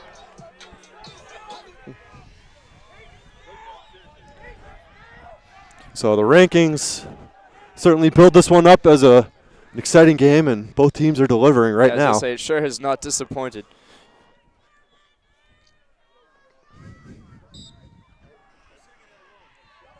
Holland and Francis. And Mathers whiffs on the scoop. And he gets Holland goes down. It would have been Tufts possession anyways.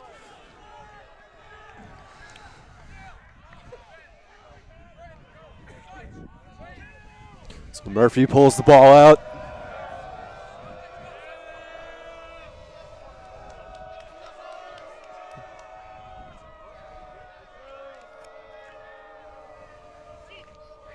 Sider, number 7, on the man-up unit with his lefty shot.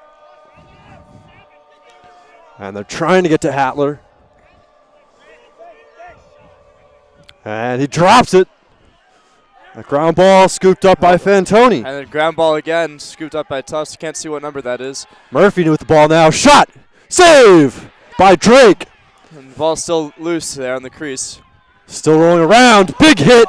Flag is down. And Bobcats with a free possession now. Olbrich taking it up. And a big mistake by the Jumbos. Yeah, both referees threw their flag there. That was a pretty clear call. It's with Fay at X.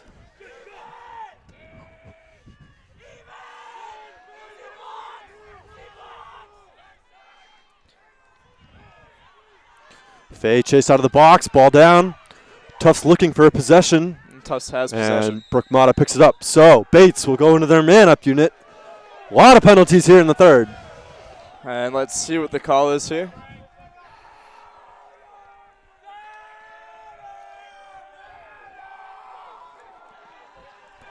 And it'll be on Matson.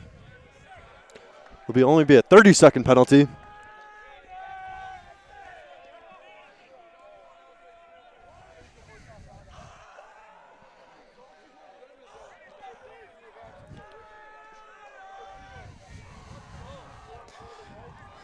This is a pretty familiar looking set here for Tufts with the box and one.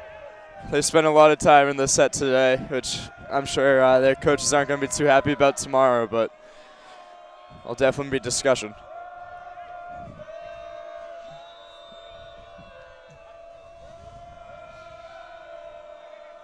And Tufts decided they were going to go on 3 and attack that third pass. Only coming way out at X. And pass is dropped in the crease. Treber comes out, but they'll call the Jumbos for a push. 13 seconds left on the penalty. Lastava. Back to Melvin. Over to Weber.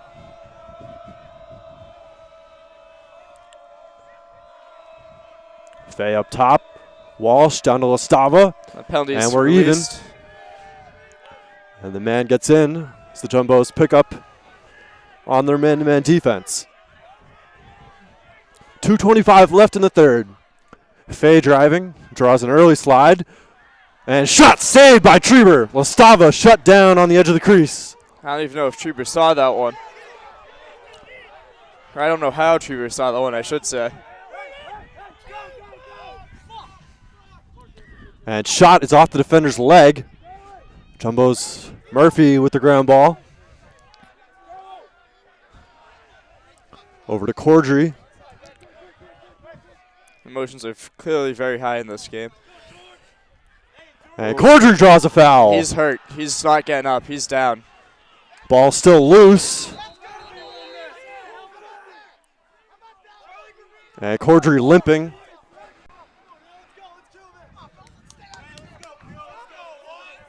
So, quite a bit of yellow in this quarter. And the Jumbos will be back to man up.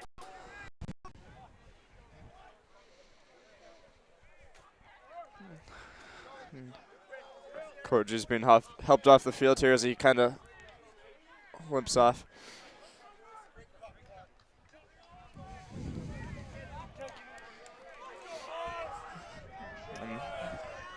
Pretty sure that call was a trip, if I'm not mistaken, correct? Or it might have been a slash, but it probably should have been a trip. Either way, still men in the box. Yeah, so it's Fantoni on the knee. Already this man-up possession looks better. They've been moving the ball way more.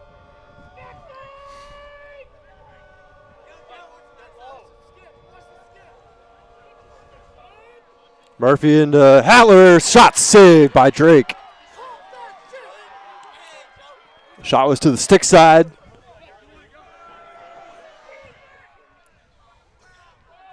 .25 seconds left on the penalty.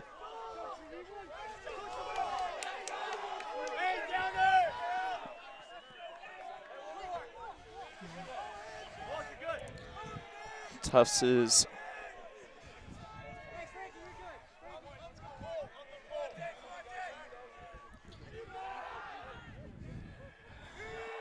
and the penalty is released, and we're even here with less than a minute to go here in the third.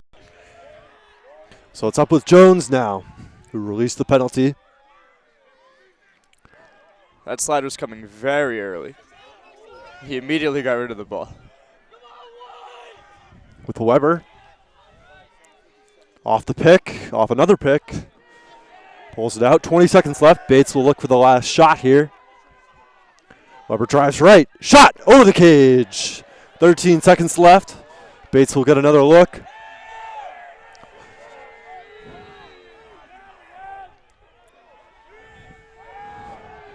And Jones doesn't recognize the clock. Now he sees it.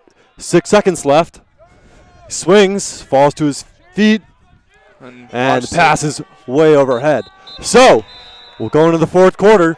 Bates, their lead reduced to 4. It is 16-12 over the Jumbos right now. I think the conversation here in these little quick powwows is going to have to be clean play. That's been a big factor for both of these teams, and it's hurting both of them. If they can play a clean quarter, I think the cleaner quarter wins this game. It's a 4-goal lead. Though may seem like a lot, it's definitely not unsurmountable for this Tufts team that likes to go on runs here. We've seen it before, and hopefully we'll see it again here tonight. And, I think a big part of this is with Charlie Fay. He has 5 goals on the game and 1 assist, but all his scoring came in the first half, and Tufts shut him out in that third quarter. And we saw the keys to success in the previous games between these two teams. Bates, their winning is largely the NCAA tournament. The Jumbos shut down Fay. So I think coming into this quarter, if the Jumbos can keep Fay from scoring, and additionally Lastava, because he's got 5 goals of his own, they can really work a run here. But it all starts with the face-off X, and that's been back and forth today. Yeah.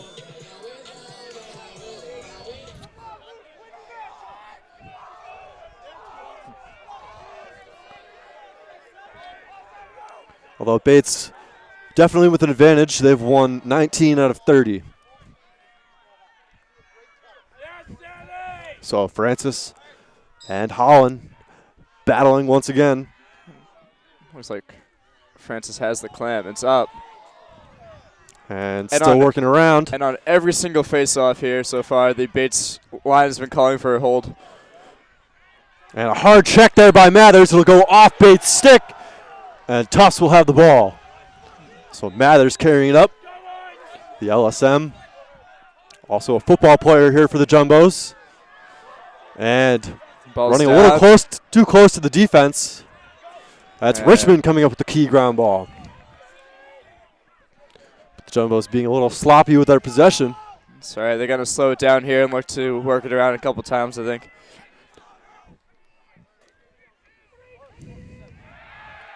Murphy has it dispossessed by Olbrich.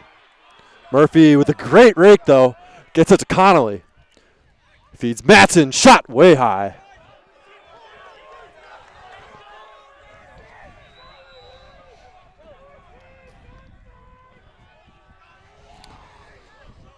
Up with Lucas Johnson now. Matson was calling for it again there on the side.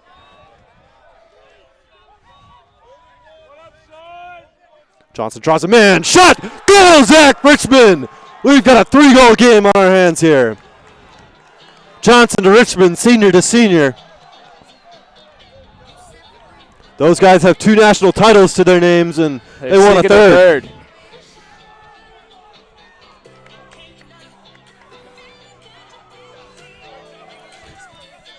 16-13. Tufts building more momentum here. If you're not entertained by this game, I don't think you know what entertaining is. So this has been everything that they've hyped it up to be, that's for sure. Holland and Francis. On the near wing is Holden Rosengrupp for the Jumbos and Rocco Fantoni for the Bobcats. Other wing, Tyler Carbone and Regan Haas. And a violation called on the Bobcats, so it's 2 straight for the Jumbos here. Rosengrupp, who had the big hit earlier that injured Baber. Johnson driving, gets it to X.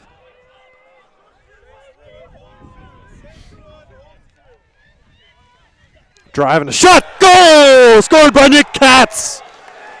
The sophomore brings it to a 2-goal game. From way outside. Oh, that was an awesome shot. He just saw the matchup he wanted and he went for it. Nick Katz, the sophomore out of Manhattan in the IMG Academy, gets a warm welcome on the Tufts sideline. And all of a sudden, the Tufts sideline is electric.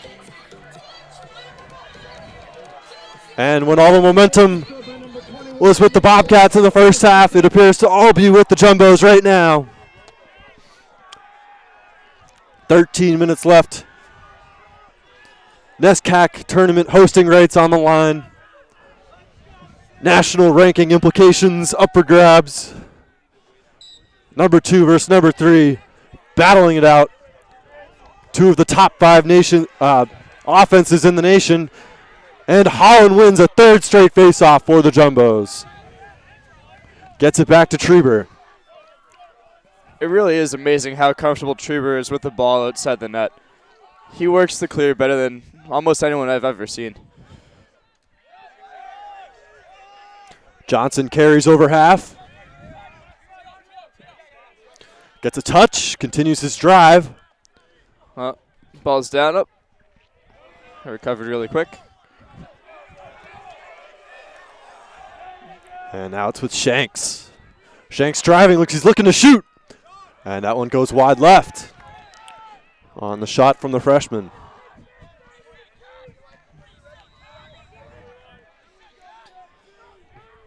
Murphy. And gets quite a bit of contact there from Olbrich. The Jumbos working around. Shot goes off the helmet. And the chase is won by Bates.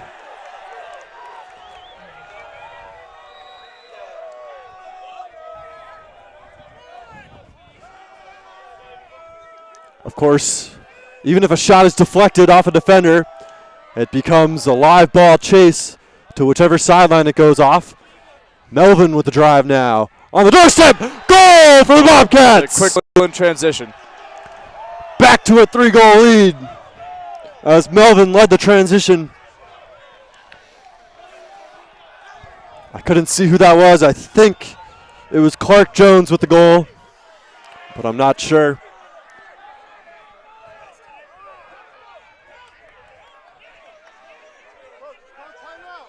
And Bates in a little disarray here, missing one of the wingmen on the faceoff. So they put Jones out there.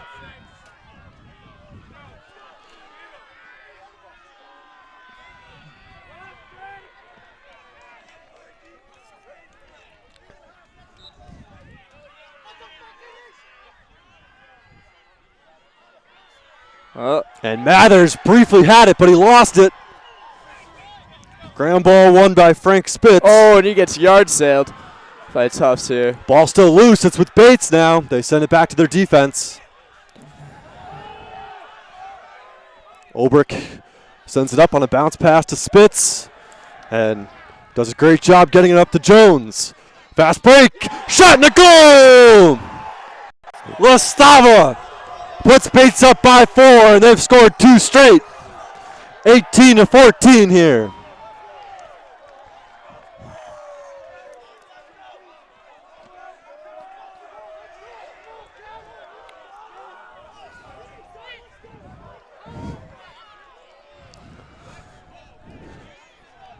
That one's got to hurt for the Jumbos. They've got to put that one behind and move on. Look to stay positive here. Still plenty of time left in this game. It's only 4-goal deficit right now. Holland and Francis. Jumbo's trying to avoid a second straight loss.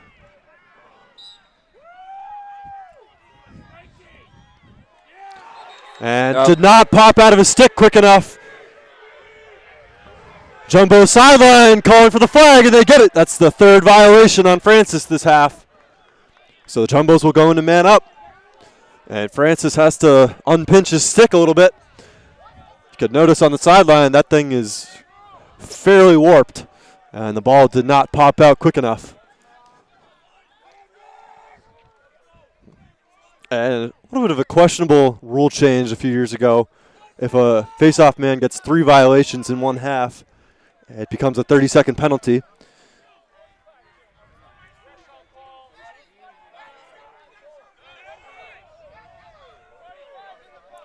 Yeah, this stick seems to be like sideways there here on the sideline. We just got a good look at it.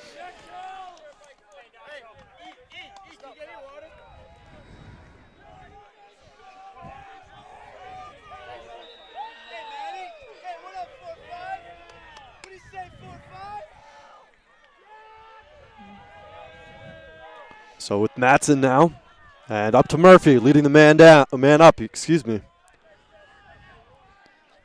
And Murphy's pass picked off, trying to find the crease man. But it was number 31, Charlie Gravina, getting his stick in the way. And unsettled possession there, and Richmond comes away with the ball. And a foul drawn. That's going to be a slash for a hit right to the back. Connolly coming around, shot no good. So Jumbos will go back to man up. The earlier penalty, I believe it released.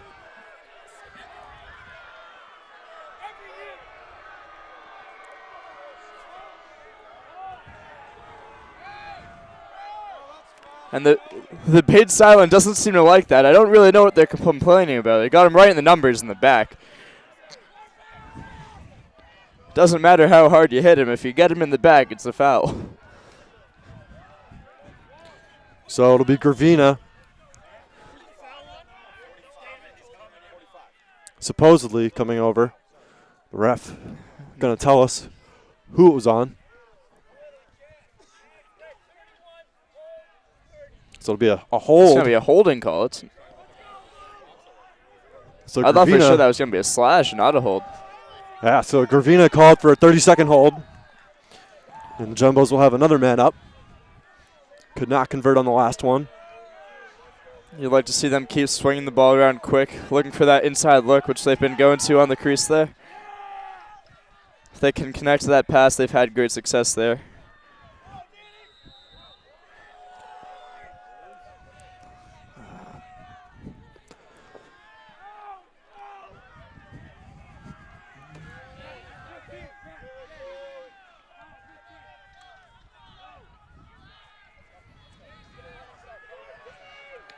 And 10 seconds to go in the penalty here.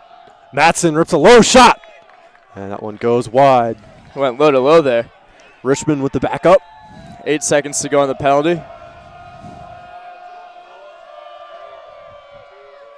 Murphy swings it down. Connolly rips a shot. Goal! Ben Connolly, the sophomore. And it's back to a 3-goal game.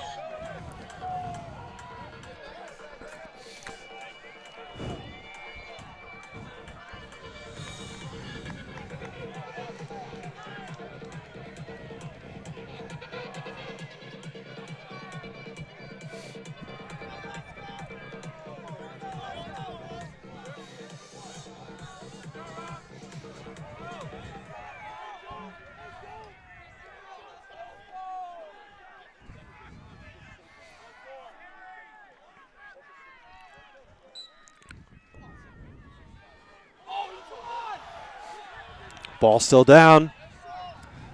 Once again, the Bates sideline looking for the holding call. And it's O'Brien coming away with the ground ball. Tufts getting into their ride. Murphy with a strong push. And Bates sticking with possession. Nifty little bounce pass there.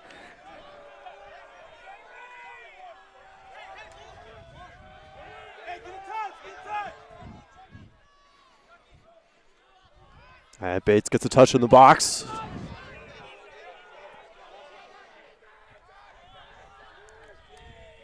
With Jones now.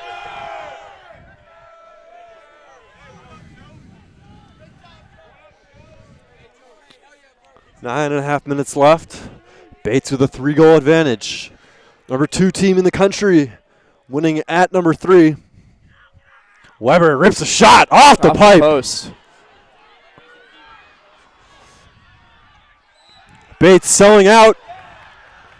And Bates winning the race to the sideline.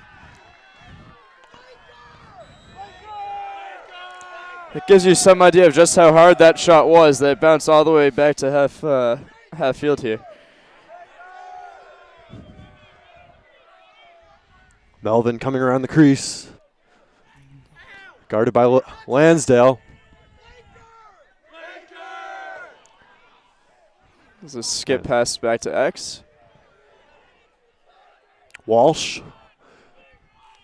Guarded by a short stick.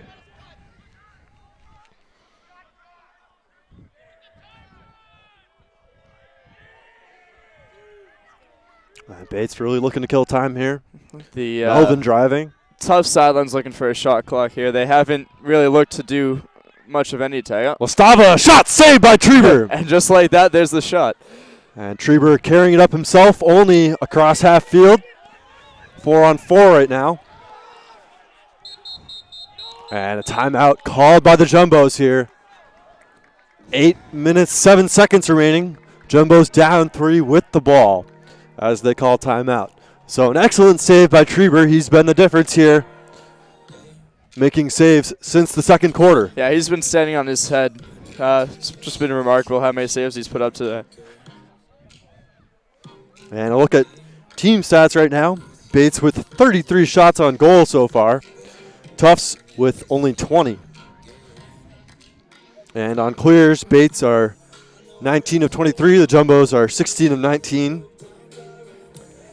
On the man up, Bates have gone 4 of 8, while the Jumbos are 3 of 9. And on penalty minutes, the Jumbos have 8 penalties for a total of over 4 minutes. And Bates with,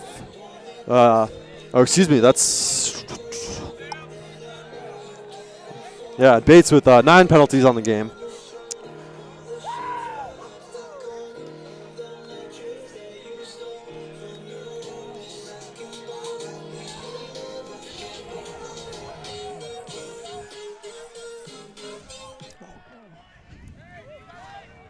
So, Coming out of the timeout here.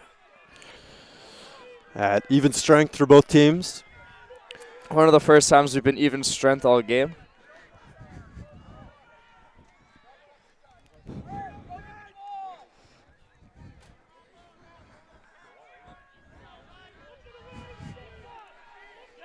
And it's Frank Hattler starting with the ball for the Jumbos. Swings it back to Murphy, the leading scorer in the NESCAC. Murphy drawing an early double, gets onto a short stick.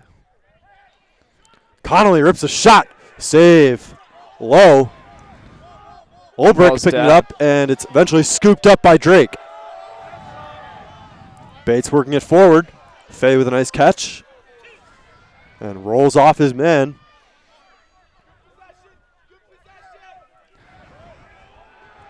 And that one dropped. So Bates turning it back over to the Jumbos. 7.5 minutes left.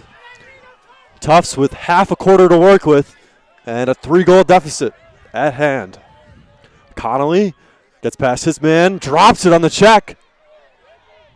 Everyone's selling out here, but it's Richmond coming away with the ground ball. Hattler.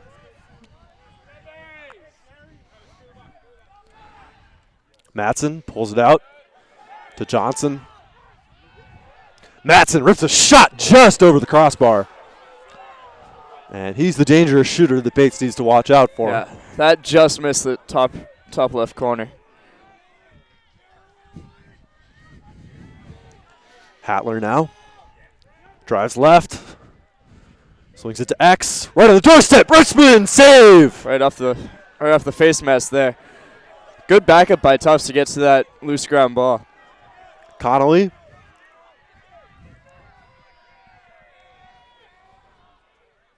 Coming around X. Inside roll, not there. Rips a shot! Top corner! Ben Connolly! Wow. And he was guarded by a freshman there.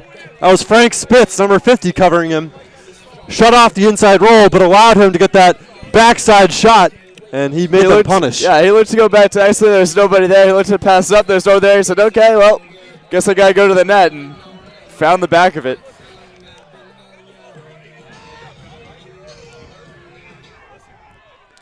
Two-goal game, 6.5 left. Love to see a quick one here, too.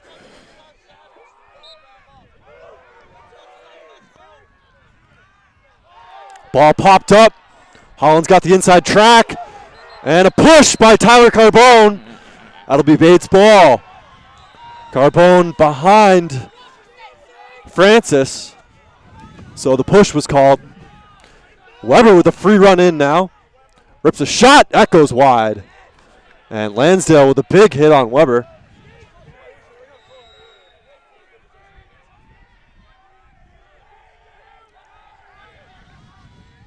With Jones now. He's got Jones left in. And a good save by Treber down low. Fay wins the chase. Under 6 minutes to go. Yeah, Treber's going to know he played tomorrow morning. He'll be hurting. Fay works it up to Weber. Weber guarded by a short stick. That's a good matchup. Draws the early slide, and they switch only onto Weber. Weber probably the biggest threat from midfield. And he works it around. And number 27 there, that's Matt Kelleher. We have not seen too much from him today.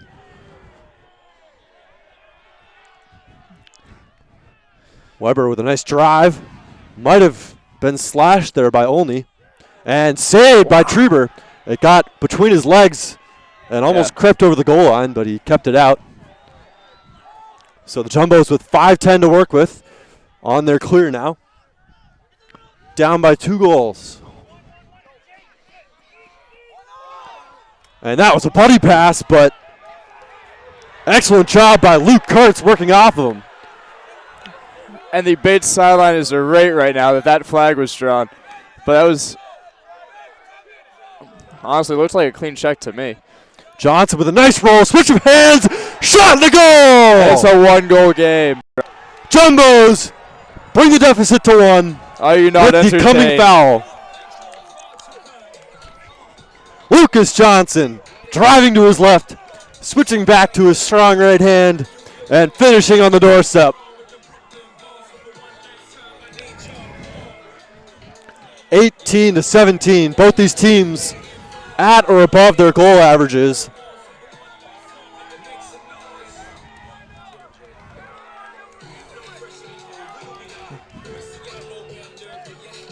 And that's John Upgren there on the sideline for the Jumbos, yelling some man-up instructions. And a locked-in foul here. Saying that was targeting the head there. So a 1-minute penalty on number 18, Burke Smith, the junior midfielder. And I was just mentioning John Upgren. He was today named to the Boston Cannons roster, the 2016 Tufts alum, former D3 Player of the Year, and was drafted by the Cannons last year and made the roster again this year. So great to see a NESCAC alumni as Holland pops it up to Mathers, and no possession was called, so Brookmata violates by stepping over the restraining line. Mental error there by the defender.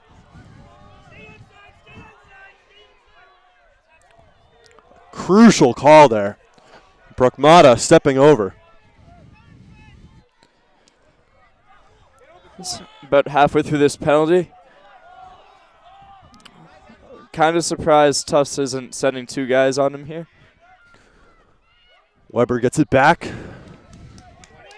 It's with Jones now. Just under 4 minutes to go here in the fourth. It's a 1-goal game. And about 10 seconds left here on the penalty. And the Bates offense has certainly stalled recently. And as I was saying earlier, if they can get Fay involved, that'll be the key to a Bates victory. So the penalty releases.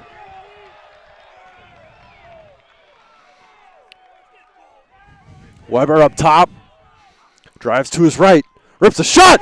Goal! Kyle Weber puts Bates up by 2.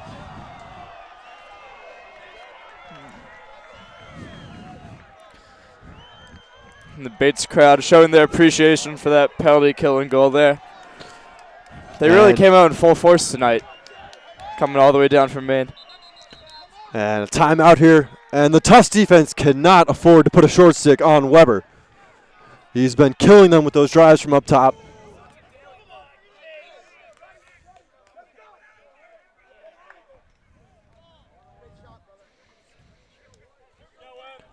So with 3:29 remaining in the game, Bates leads Tufts 19-17 here from Bellow Field in Medford, Mass.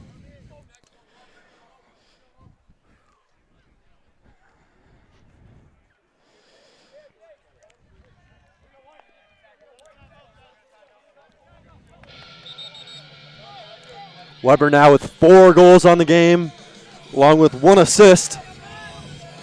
Bay and Lastava both with 6 goals. And Melvin now up to 5 assists on the game. So Melvin still hasn't scored on his former teammate, Treber, but he's given a few helpers.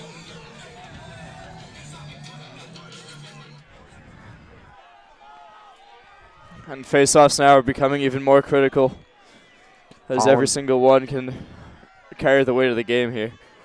Holland and Francis.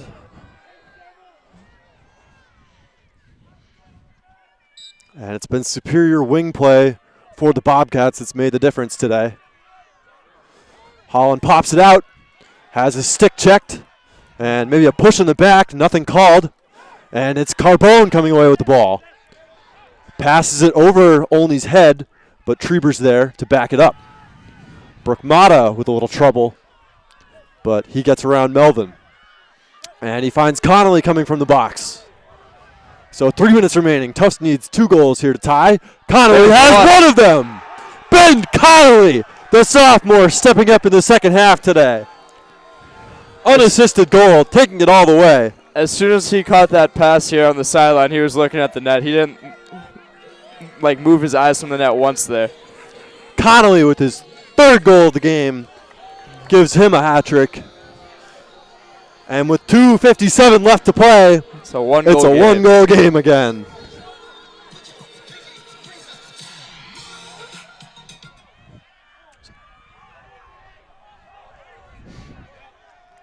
19-18. Bates Great on year. top of Tufts. It's Holland and Francis battling yet again. They've done it almost 40 times today, believe it or not. And Holland pops it out. Pushed in the back, nothing called. Now they'll call a hold, it'll be baseball.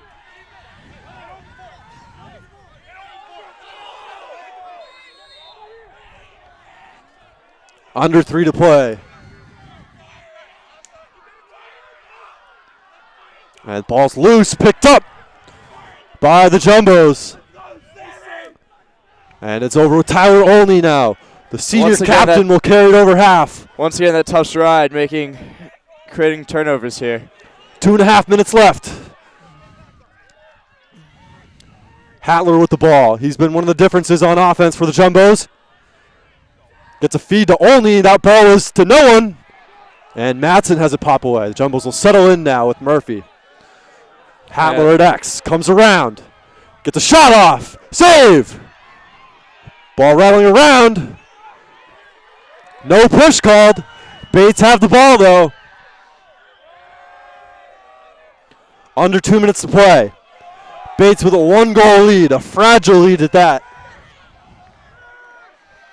But they have possession.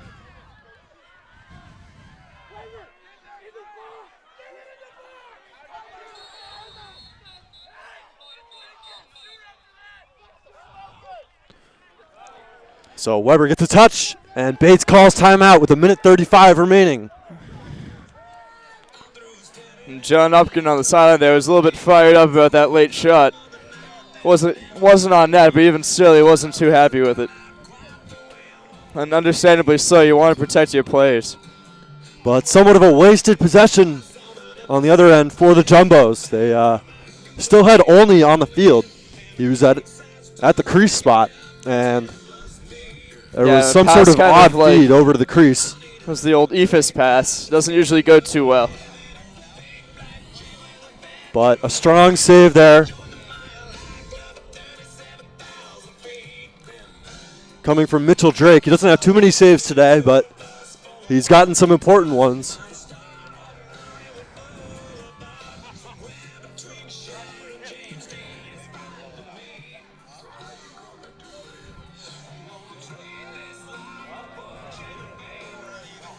So, 1:35. Out here in the cold. Bates have the ball and a 1-goal lead.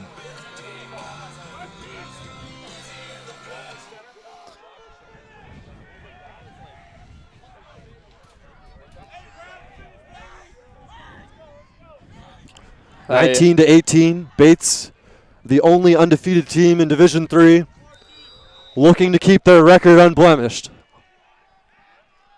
Jones with the ball. Carries behind X.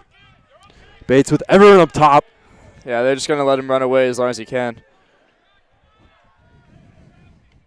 And Treber stepping out briefly. 1:15 left. And the entire Tufts fan section calling for a stall, and there's the shot clock put on here. So the shot clock will expire with, I believe, 38 seconds left on the game clock. And a good roll by Jones. Shot goes wide. Bates with the backup. About 15 seconds here left on the shot clock. That shot was not on net, so it won't count towards the shot clock.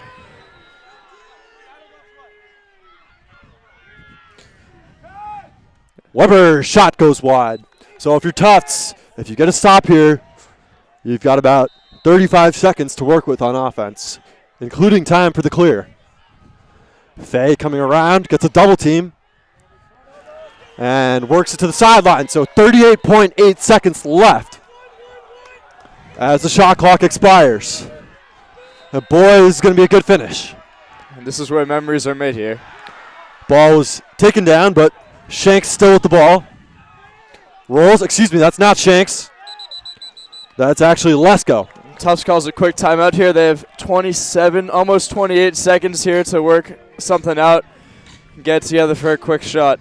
So Lesko successfully carrying the ball up for the, and now the Jumbos can work up what they want. To my group project partners who were expecting me about 20 minutes ago, I hope you're tuning into this. And, well, I'm sorry I'm going to be late, but I don't think you'll be too mad at me if you're watching this game right now, because this is absolutely amazing. And I'm sure we've got viewers from across the Lacrosse universe here. Thank you for tuning in. Run Sports Broadcasting Group here at Tufts University with our director, Bernie Birnbaum, behind the scenes. He's doing quite a bit for this game, so figured we'd give him a shout out. And it comes down to it now. 27.8 seconds left on the clock. Number 2 Bates on defense. Number 3 Tufts on offense. 1-goal game. Tufts needs one to tie it.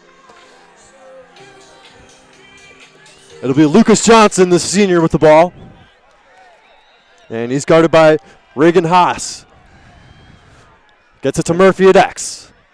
Gives him a pick. Murphy comes around, doesn't like what he sees. Under 20 He's left. their score. Here it goes again. Murphy comes around again. Sends it to Johnson. Johnson coming around, bullying his way through. Hatler. 5 seconds left. Murphy's got to find a shot here. Murphy's not going to get a shot off. And that's the game. The Bates Bobcats have come to Bello Field and beaten the Tufts Jumbos. Bates remains undefeated. Murphy, dancing around at X, could not find a shot. And the Tufts Jumbos lose their second consecutive game. The NESCAC might have found its next powerhouse team. And for the voters out there who, I'm not even a Bates fan, who chose Salisbury over the Bobcats, might want to rethink that right about now. This Bates Bobcats team is undefeated for a reason, and we saw it today in the first half. And staying resilient today throughout the game and through all the Tufts runs, this team does have what it takes to win a national title like the Jumbos did in 2 of the last 3 seasons. So the Bates Bobcats come away with a dramatic 19-18 victory over the Tufts Jumbos with a solid defensive effort there, shutting out the NESCAC's leading scorer, Danny Murphy, on that last possession. Absolutely incredible game here. Oh, it was remarkable. It was everything that we had hoped this game would be. We knew it would come down right to the last second, and it sure didn't disappoint. Yeah, it was just a remarkable effort.